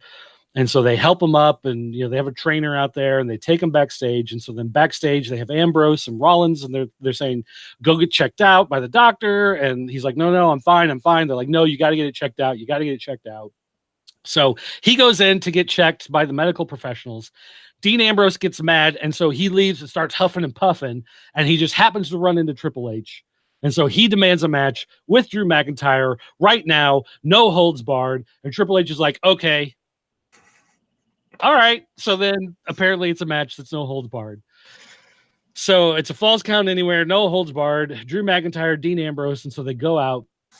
And it was weird because they start fighting in the crowd and whatever. And they just so happen to go to the press box where all the people, the Sports Illustrated, the Entertainment Weekly, the ESPN guys, like all the guys who are there from the major publications who are, there for Monday Night Raw to do the write-up, the guys from CBS Man Cave, where they're all set up on their little desk. They actually send people to these shows? Oh, well, I don't know that they send them, but there are guys who do the write-ups for their websites and their magazines and whatever. And so they go to the shows. Yeah. So they have a press. Sucks to be them anyway. So they actually brawl through the press area. And, so I'm sure all of those, oh my gosh, I can't believe it. I was in the middle of this thing. And then they fight down to the side of the stage and they're beating everybody up and they fight on the announce table. And at one point, Drew McIntyre picks up a pencil and acts like he's jabbing it in Ambrose's eyeball. And all this time, Renee Young is just sitting there going like, oh my gosh. I can't believe, like, we know. Okay, WWE, like, we know there's a connection between the two. People may not know that they're married, but they know there's a connection. And for her to just stand there and for her to not like pick up her chair and throw it at McIntyre or do something in the middle of this, and for him to at least like pie face her back and have, neck tattoo beard guy grab her and like hold her back, Corey Graves hold her from, whatever, so she doesn't get involved. But for her to just stand there looked so dumb. Looked so ridiculous. So anyway, there's steps on the side of the stage, and there's like a little safety handrail. And so he grabs Dean Ambrose and sticks his head and arm through, so it looks like he's kind of stuck and he can't get it out. And so he does the what do they call it? The Claymore kick into the side of Dean Ambrose's head, which breaks the railing off of the stairs, and he falls down. And he's, oh my God, they killed him. He's broken in half. And did it at least look cool? No, it didn't. I was kind of, because I didn't see it, but I was hearing that. I mean, it was one of those things where, like, he puts him in the guardrail thing, and the thing is like not, it's like it's barely moving. Like you can tell, like it's attached, right? Like they put him in this thing and it's like rigid, and then they cut to McIntyre, like backing up and getting ready to do this kick. And then they cut back to Ambrose, and you can see the thing is like moving a lot more freely. Like there was somebody underneath that as soon as they cut away, he listens on the headset. Oh, they cut away, and he's like, clip, and now it's loose. So then he hits, and it like jangles and falls down, Wow. But it was like by that point, they had done so much stuff, and like he got jabbed in the eyeball with a pencil. He should be bleeding. You know what I mean? Like there should be. Like that should have been like when you stab a guy in the eyeball, getting kicked is not as big of a deal. You know what I mean? Yeah. It was, I don't know. That was raw. Chug the rest of that beer, sir. Let's move on to the liquor. So then we got Smackdown, and Smackdown, I will drink to Smackdown. Not in a bad way, but in a thank you, Smackdown, for existing this week. Smackdown was actually super fun.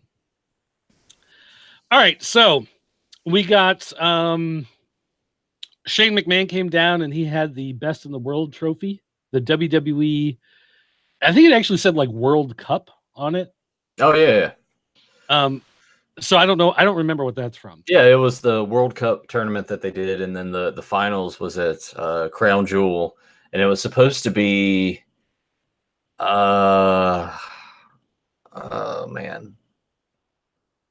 was it like Dolph Ziggler and The Miz or something? I can't remember. Anyway, Shane took the place of somebody and won the thing, and I'm like, what? But that's cool that they're bringing that back. Let us roll with it. That's fine. So he went in and he cut the promo that he is, basically the rich spoiled brat, and he's the best in the world because he was born into it. And the promo was not great, and it went on too long, but at least it made sense and it worked, But it was not great. So. But anyway, he said he was going to beat down Miz at the grandest stage of them all, WrestleMania. So there you go. They've cemented the fact that there's going to be a match. They had a giant tag team cluster of the Hardys, Aleister Black and Ricochet versus Nakamura and Rusev with The Bar. So they're doing this 8-man tag going back and forth. And you're just kind of sitting there going, oh, man. Like, again, and too many people and a giant tag, and nobody's really getting like, we're getting this again. I can't believe. And then the New Day comes out, and the New Day just goes absolutely crazy. And it was almost like a heel beat down. They just start beating the crap out of everybody. And you see guys like Aleister Black and Ricochet and the Hardys they like kind of back off, because they don't want face versus face. So they just allow the New Day to beat the crap out of the heels and chuck them out of the ring. And the New Day, they're just like pissed off about everything that's going on. So that kind of redeemed it there at the end, because you're like, oh, wow, they did something different. Like, this was actually kind of fun. And it leads to something else. And it'll lead to something in the back. So then they cut to the Usos doing another terrible promo. Apparently they were at the Uso penitentiary. I don't know what the deal was. It was dark and full of smoke and whatever. I don't know. It was bad. They had Randy Orton come down to the ring. Okay, so as I said, I did chug a little too much of that beer. I've been fighting that for a couple minutes. But Randy Orton comes down to the ring, and I see Randy Orton doing the normal Randy Orton thing, right? Where that snake persona thing that he does. Of course, he's the Viper, he's the Legend Killer, he's the Apex Predator, whatever. But he does that thing where he walks down and he really kind of has like the saunter, like he doesn't care. He calls it his slither, but he just kind of walks down and is really kind of loose and kind of apathetic to everything going on in the world around him. And I thought, I don't know that I've seen him really cut like a deep, energetic promo with this persona. You know what I mean? Like I've seen him go out and just say things to guys, but not really like work himself into a frenzy. And I'm sitting there thinking to myself, I don't know if that would work. I don't know if he'd be able to go out as this character and work himself into a frenzy in some sort of promo. And apparently he read my mind through the TV screen, because he did it and it worked and it was phenomenal. It was an awesome promo. So speaking of phenomenal, of course, he calls out AJ Styles. And and he actually referenced TNA. Yeah. He talked about how he was doing when Randy Orton debuted, this guy was wrestling in the bingo halls or the warehouses in front of 25 people. And then he said he decided to go to Florida and work on his tan and hang out with Dixie Carter. Yeah. Which that was a reference I never expected WWE. Yeah, I didn't either. Which he may not have, cleared that beforehand. Talked about how he was the youngest champion in history, which was true. So then, whatever. He said this isn't the house AJ Styles built, it's the house that Randy Orton built. So, of course, this calls out AJ Styles. And AJ Styles talks about how he's proud to have come from the Indies. Guys in the Indies have to work harder. They have to prove their worth. They don't just automatically get a spot because of their dad, which is very true. That's how, Randy Orton. And just as a fun side note, I used to work shows with a guy who went to the Harley race school. And he went and he trained at the Harley race school. And in his class was Ted DiBiase Jr. and Randy Orton. Wow. And so he came back, like he was gone for 3 months or whatever, training down there. And it was one of those things where you stayed, you kind of worked through this course, but then you could stay longer and like get more training and whatever. So some guys leave after 6 weeks and some guys stay on for several months and just, try to get experience and try to work their foot in somewhere and whatever.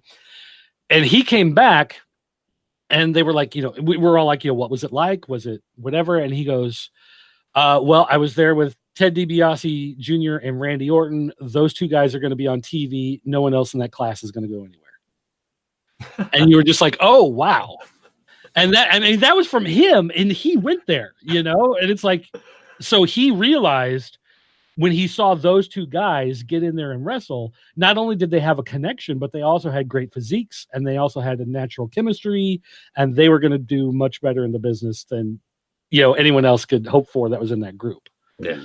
Well, I figure most of those guys are just like, yeah, I went to the Harley race school. Yeah. Well, and some of them are. some of them will put me on your show. They'll go and they'll be there for a week and they leave, but then they still put, on their letter that they send you that they were at the Harley Race School. Yeah, we locally we kind of have that around here because Jimmy Valiant, the Boogie Woogie Man, Yep. he's got a training camp around here, and a lot of those guys are just those guys that just want to play wrestler. Like they're not in it to be like, I want to do this and pursue, and I want to get to WWE or wherever. Like, I want to make money off of this. No, it's basically they want to do it for like the 6 weeks or whatever, and then do like these local indie shows and be like, oh well, and try to be, and that's fine or whatever. But I just. Well, and that, I mean, to be fair, that is more or less what I do, but I learned early on that I don't like to travel. Early on when we first started doing it, and it's like you get in a car and you drive for 4.5 hours to get to a show, to work in front of 35, 40 people with a bunch of people you've never met before, in front of a crowd that you've never seen before, to sit backstage for an hour and a half, to go out to work for 12 minutes, to sit, then go backstage and sit for another 45 minutes, to then get in the car and drive 4.5 hours home. Well, no, I'm saying like these are the guys that don't commit to that on a week to week basis. They go, they did the class, they'll do 1 or 2 shows, but then they still walk around like I'm a wrestler. Ah, I see. Those are the guys I'm talking about. Gotcha. Yeah, they would show up all the time and be like, yeah, look at me. I'm like, I don't know. Yeah, whatever. Anyway. Let's move on. So Randy Orton does work himself up into a fury, and he and AJ Styles are going back and forth between the idea of, was Randy Orton taught by the best by being around guys like Ric Flair and Triple H and Batista and these other guys, or were they the crutch that got him through to give him the appearance of being better, to cement him in that top spot? So by the time he was finally ready for it, then he could walk away from those guys and pretend like he deserved to be there all along. I enjoyed that bit where AJ Styles was bringing all that up, all the stables and groups and factions he had been a part of. And it really does make you think. It's like, man, all the times that he was main eventing like that and winning championships, he was part of a group. He was. And so the promo worked well. It set up their match at WrestleMania well, because it's coming, even though they haven't announced it. But basically, he says, okay, if you're going to prove that you are the best and that you deserve to be this top guy, let's have a match at WrestleMania. And Orton just kind of stares at him and leaves. Well, I did like the line where he's like, I'm the landlord. And the rent due, you son of a bitch. The way that he said it, that whole promo, I'm sold on that match. I'm excited to see what they can do in that. Well, and especially if like those two guys at WrestleMania getting a 25-minute match. Yeah, that's going to be not, pun intended. That'll be a phenomenal match. I hope anyway, because I was hoping that when AJ Styles and Kevin Owens were having matches, but the chemistry just wasn't there. I'm hoping that the chemistry will be here with Randy Orton, and I feel like it will be. And I in my head, I already know how the finish is going to be. He's going to go for the phenomenal forearm, and he's going to catch him with an RKO in mid. Well, although I kind of expect something like that to happen, and for Randy Orton to celebrate it for a minute, like I finally showed you, I got you, and then AJ kicks out. Right? Yeah. Either or. Has AJ Styles re-signed at all? I know his contract was coming up. That I don't know. I'd have to. All right. So that was a lot of fun. Yeah, that was cool. That may have been the highlight for me on the show. That may have been the best thing on the show for me personally. But what? You're thinking about it, huh? Yeah. Well, this is salty caramel whiskey, and it really smells good. Can you show me the bottle again? This is Old Smoky, Tennessee. Okay, yeah. I think that when I went to the liquor store a couple weeks ago, I want to say that they sort of had like a display for that, like a big, huge. Well, Old Smoky also does a moonshine. Okay. And so I've had their moonshine before, and I like their moonshine, but I usually just get the straight White Lightning, the non-flavored moonshine. It just tastes like corn and alcohol, basically. And so they had a display set up, and they had this there, and I thought, like normally I don't like to get flavors in liquor, but something about the salty caramel just made I'm kind of thinking about that right now, because sometimes you get a liquor or a beer, depending on whatever hops and wheat and whatever might be in it, and it kind of has a caramel taste to it because of the sugar that gets refined into the alcohol. And so it just made me wonder, I bet that's pretty good. So actually, you can see there's a little bit that's been taken out. I had some the other day, and it is quite tasty. So I am going to pour a little bit into this glass, not because there's any problem with Smackdown, so to speak, but because it is tasty. And now it is 12:23, so it is afternoon. So technically, like, it's okay to drink now. Yeah, the rest of your day is set. So here's to Old Smoky, which, by the way, Old Smoky, find it at your local liquor store. If you want to find out more, go to popculturenetwork.com/old Smoky. Old Smoky. Right.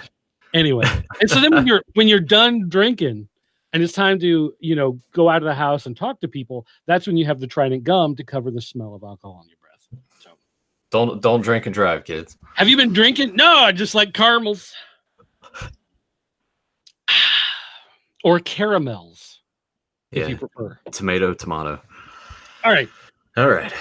I did need a drink though to get through this next segment because this is Asuka versus Sonya Deville with Mandy Rose in her corner. I will say this, because they wanted Asuka to have a match with the two of these to set up some sort of feud between the two of them.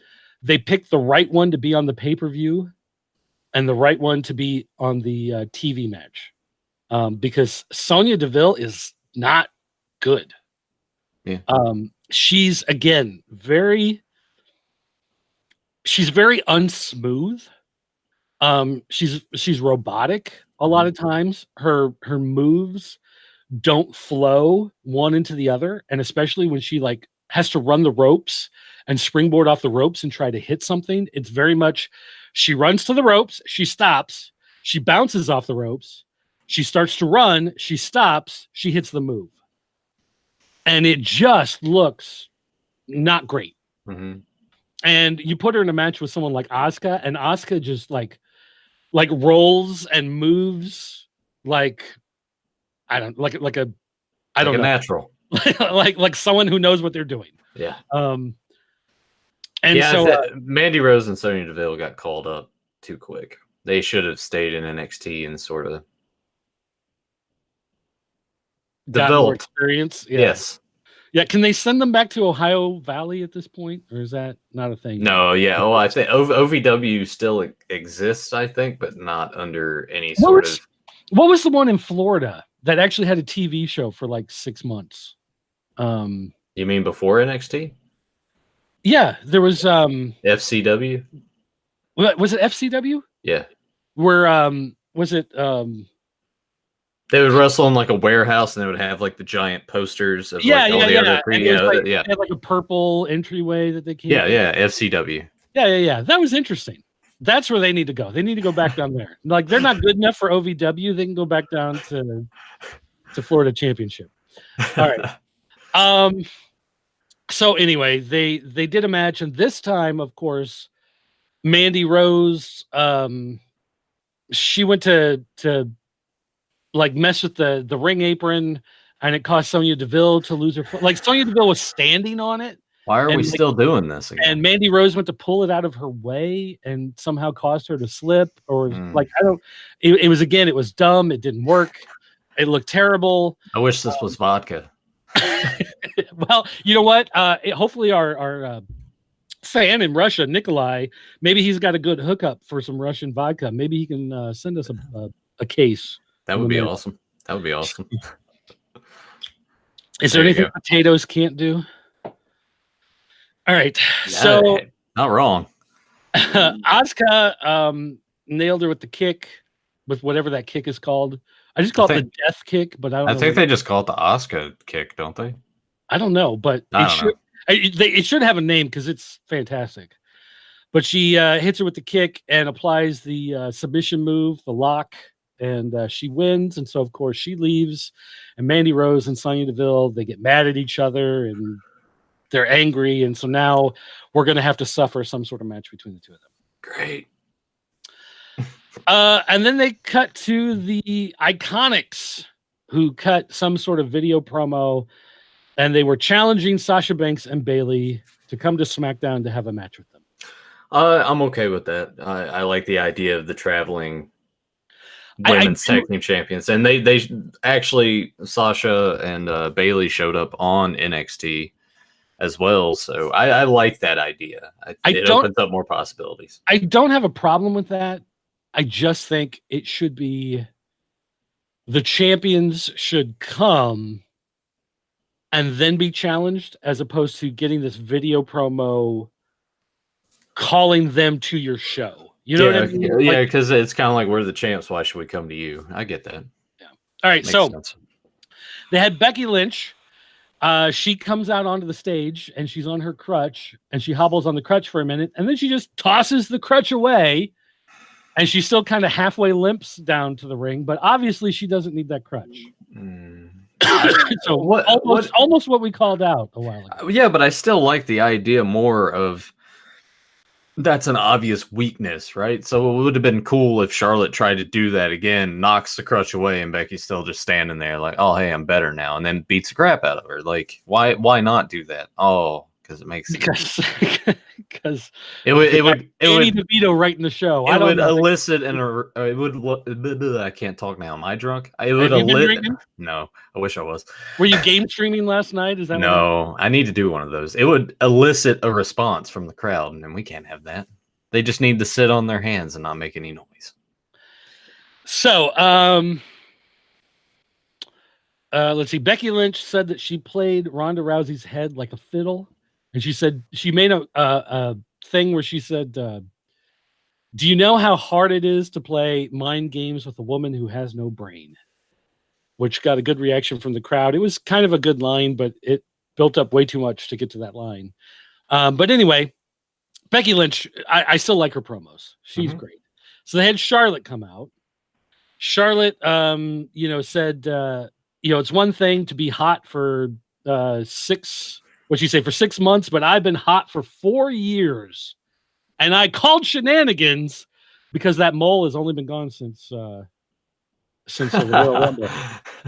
But anyway, they talked about how, of course, they were going to get a match. And she said, you will bow down to me because I'm the queen. And she said, people don't need the queen. People need the man. And apparently that was the end of the promo, and they cut back to the back, and they had the unnamed female backstage announcer on SmackDown standing in front of the McMahon office, and out comes champion Daniel Bryan and Rowan. And she's like, what were you talking about? And he said, we were talking about wrestling. Well, what did you say? And he said, that's not for you to know. Well, what did Vince McMahon think? And Vince McMahon put us in a tag match tonight against Mustafa Ali and Kevin Owens. I don't know why they had to do that setup, other than Vince had a throwaway line in the promo with Kofi at the end. Otherwise, it didn't make any sense. TV writers, man, what can you do? TV writers. All right. So we had Rey Mysterio versus R-Truth in a tag match against Samoa Joe and Andrade. So again, you're getting all these guys mixed together. But if you did not watch this, go look at Rey Mysterio's ring attire for this match. Because Rey, normally he comes out and he's got like the pants that look like, the pajama pants thing. They have the 619 written on them. Yeah. He came out wearing a suit that was like a low-cut singlet, but it went down to long pants. But it was all flesh-colored, except for 619 written on the legs. And then right in the crotch, they painted a little black, it looked like a little black G-string. So he was wearing like a male stripper. I'm looking at it now. What the hell is that? I mean, it was like it took me a minute because at first I noticed that it had. I'm like, is he wearing suspenders? Like you had just talked about Andrade wearing suspenders in NXT, and I was like, wow, that's a terrible look. And then he came out, and I'm like, is he wearing suspenders? And it took me a minute to realize, no, he's dressed like a male stripper. Wow, that is really bad. And I don't get it. I mean, it is what it is, but boy, that was. I mean, I know he likes to wear different stuff, like, you know. Wow. There's one where Andrade suplexing him. Yeah, it just looks like a thong painted on his tights. Can you screen share? Can you screen share that for anybody who's watching? Yeah, let me get. I want to find one to where we can actually like. Let's see. All right. Okay. What do I? You hit the little green box with the arrow. Yes. And then pick application window and pick your browser. Okay. Nope, so that's me. There you go. Yeah, so you can see that it's a flesh-colored suit with those like suspender things. I don't know what they're called. Now, is it doing the thing like if you're talking, then they can only see you? So no. I've set it so it's showing your screen. So okay. All right. Well, let me flip through this because there's like the front, and now we can see like the side view, and you see how the boots are just like that. What like he's wearing cowboy boots or something? Yeah. And so there you can see it looks like he's just wearing. Even Zelina Vega is like, what are you wearing, dude? Over here in the corner. Well, and this particular screenshot is, you know, blackmail material. Yeah. So there we go. There's the like that might be up there with when Shawn Michaels won the title in the Elimination Chamber. He's just wearing like those turd brown tights, and it was just bad. Like that is horrible. I hope he doesn't. I hope that's a one and done thing. He needs to not wear that anymore. It reminds me of WWE several years ago when they had that writer who wrote himself onto the show as like the fat male stripper. Oh, yeah. Yeah. Big Dick Johnson. Yes. And so he would come out and like oil himself up, and then somebody would do a move on him. And you're just like, why is this writer on my show doing this? Well, here's like, I don't know if this is like Ray's way of saying, put me in an actual feud, or I'm going to do more dumb outfits. Or what the deal was with this. That's bad. People don't need to see this anymore. I'm going to stop sharing. All right. So anyway, that was that segment. It was a fun match, though. Yeah. It was a really fun, high energetic match, but whatever. Joe tried to do a move on Mysterio. Mysterio rolled him up, got the win. So you had this moment where Joe, got to celebrate, but then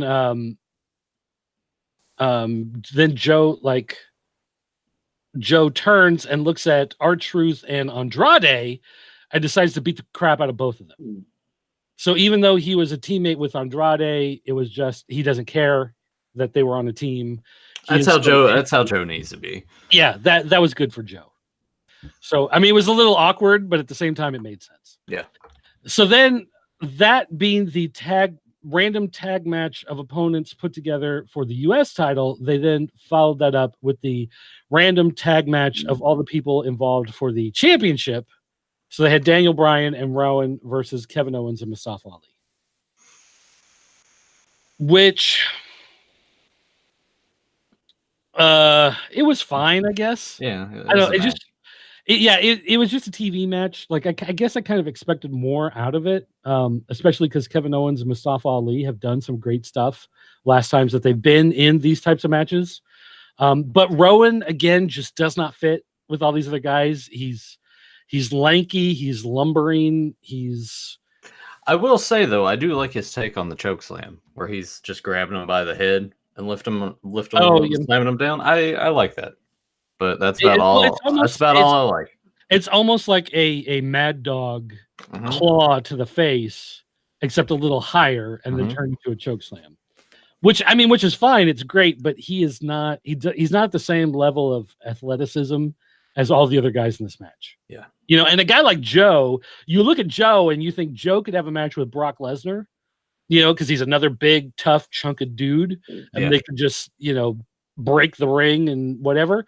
But at the same time, Joe can have a match with Rey Mysterio, and they're both doing flips and rolling around and doing great stuff. Like, Joe is a talent that they're not using correctly. But no, I totally agree with you. He should have been champion a long time ago. All right, so they had the match. Rowan tripped up Owens when Owens tried to do a cannonball off the apron. And so Rowan then hit a blind tag and hit the Iron Claw on Mustafa Ali. And then he was able to pin Ali. And so Brian and Rowan, they get up and they immediately start to go for the back. And Vince McMahon's music hits and he walks down to the ring. And somehow Samoa Joe... not Samoa Joe, Mustafa Ali, and Kevin Owens just disappear, like just never to be seen again. I don't know what happened to them. Maybe they ran under the ring, and maybe they're still there. I don't know. They got abducted by ninjas, like Samoa Joe did in TNA. Maybe they did the reverse of what was it, the Brood, when they came down on wires on the Hell in the Cell. Maybe the wires came down and they just attached it to them and took them straight up. I don't know. Sting did when he rescued DDP on Nitro. Right? Yes, exactly. Yeah. All right. So then Vince McMahon comes out and he said he had given Kofi Kingston an opportunity, but Kofi Kingston had failed.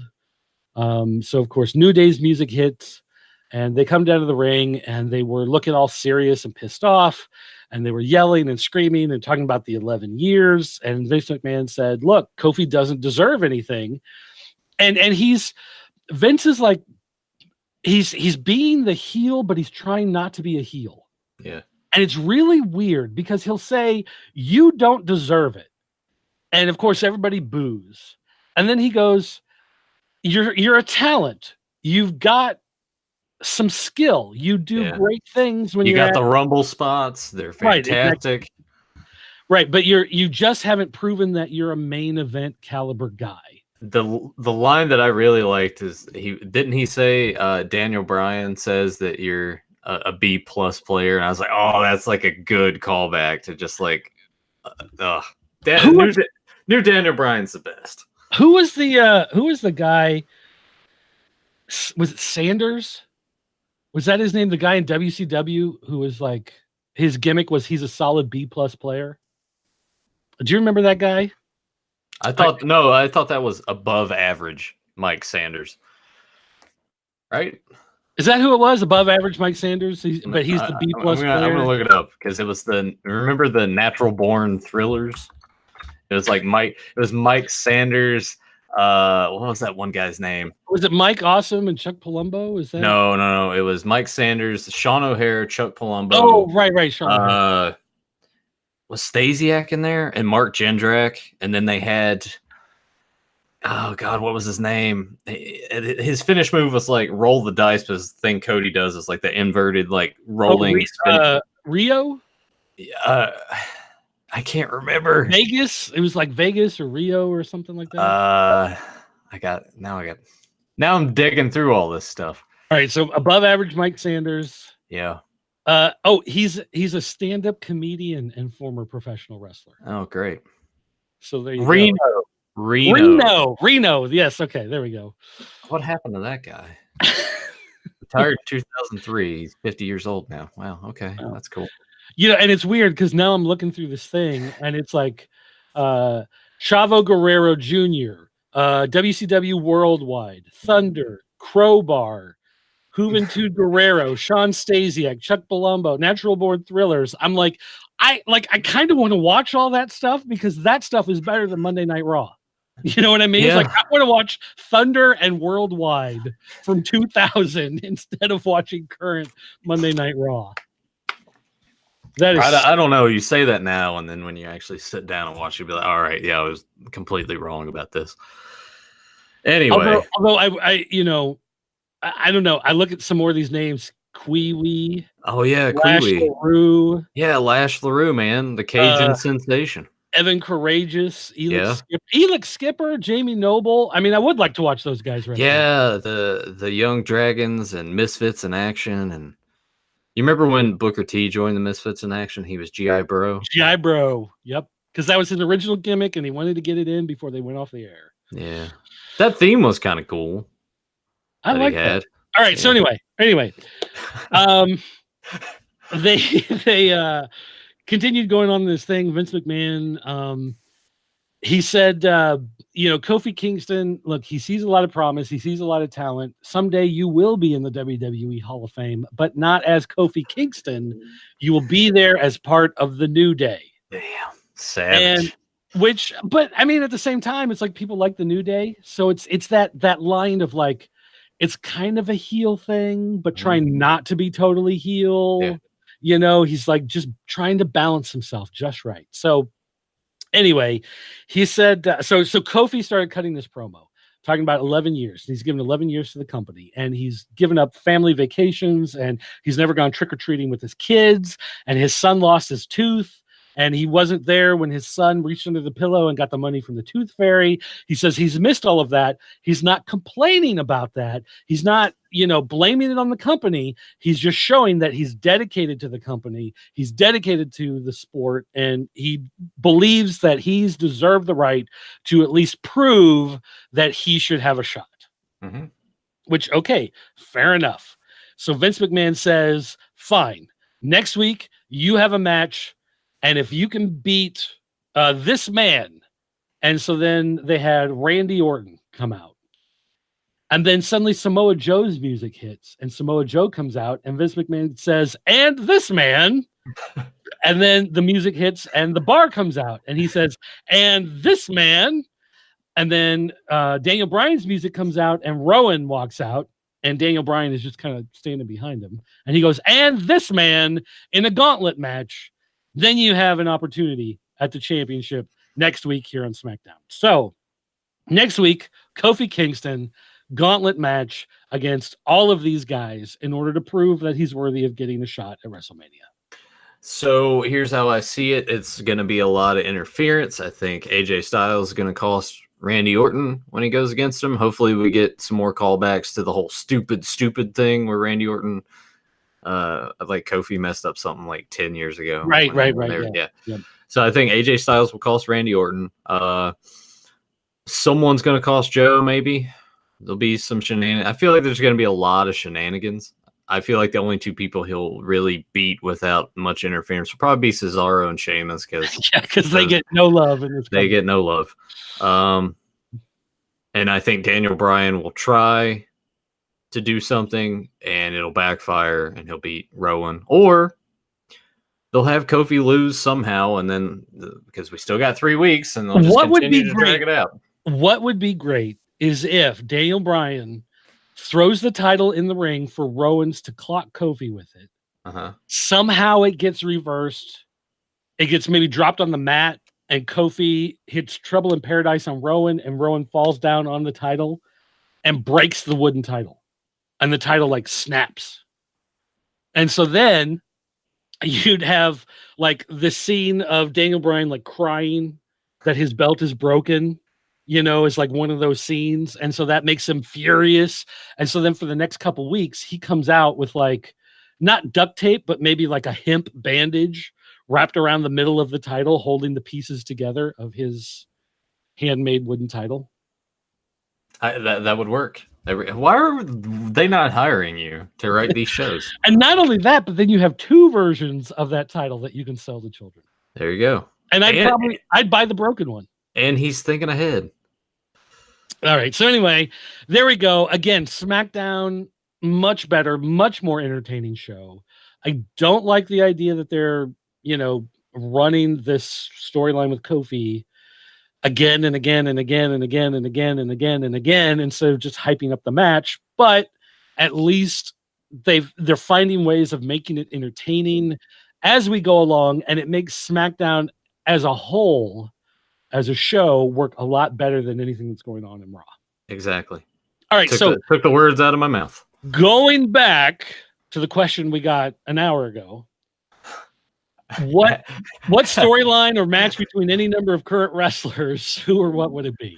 I honestly hadn't. I was just concentrating on the other stuff. I tell you what, though, seeing Shelton Benjamin come back and knowing he's got nothing going on, I'd like to see him in something. And as far as like who he would wrestle against, I think even though he's a heel, he hasn't really been seen. He's not really known. If they set up something with him and Samoa Joe for the U.S. title, or is it the U.S. title? Yeah. Or yeah. Like I couldn't, like there's so many, like was that Intercontinental? No, that's U.S. If they set up something with the two of them going into a program, I think Shelton Benjamin and Joe could have some good matches. Yeah, I mean, it's not a headliner, it's not a pay-per-view main event or anything like that, but I think it'd be entertaining. Right. You get some good matches out of it, and again, it shows that Joe can work with a lot of these smaller, faster guys that they usually don't think he can compete with because he's a bigger guy. While that would, you know what, I would like to see Chad Gable and Samoa Joe have some matches. Okay. I think the promos would be pretty fun because Chad Gable does have a way of I don't know, you probably didn't see any of his stuff in NXT, but there's a thing where Jason Jordan was looking for a partner and he kept tag teaming with other people and it didn't work out. And Chad Gable every week would show up and be like, "Hey man, I'll be your partner. I'm ready, willing, and Gable." And he would like pull out the towel, and eventually it had like that. Right, on the like towel. I remember that being a thing. I remember because they came to Smackdown and they were with Kurt Angle coming out as Jason Jordan's dad and all that stuff. I'm glad. I want to forget about that as soon as possible. But I would like to see Chad Gable and Samoa Joe. I think those would be very entertaining matches. What happened to Jason Jordan? He had to get surgery on his neck, I believe, and they're like don't know if he's coming back or if he's kind of done. So they've had him sort of like training as a road agent. I wonder if that's the Kurt Angle match for WrestleMania as the return of Jason Jordan, father versus son. But how would you work that in? He would just be like, "I'm mad at you because this." Like, who would be like Jason Jordan? No. They could just set it up as simply, "This is going to be your final match. It would be my honor as your son if I got to wrestle you in that final match." So they set it up for WrestleMania, and then of course during the match, Kurt Angle is getting over on him, and he gets pissed, and he turns on his dad and tries to clock him with something and whatever, and he turns heel, and Kurt Angle could still win, but it would set up him as a heel, and then they could set up a program with him and Gable to continue on after that. Okay, I guess. I don't know. Whatever. I mean, we don't know what Kurt Angle's John Cena. It's going to be John Cena. John Cena doesn't have a program. I wonder if Undertaker. I guess he's not going to be at this one. No, he's supposed to be at the Grand Jewel 2 or whatever they're going to call it, but I don't think he's supposed to do WrestleMania. Weird.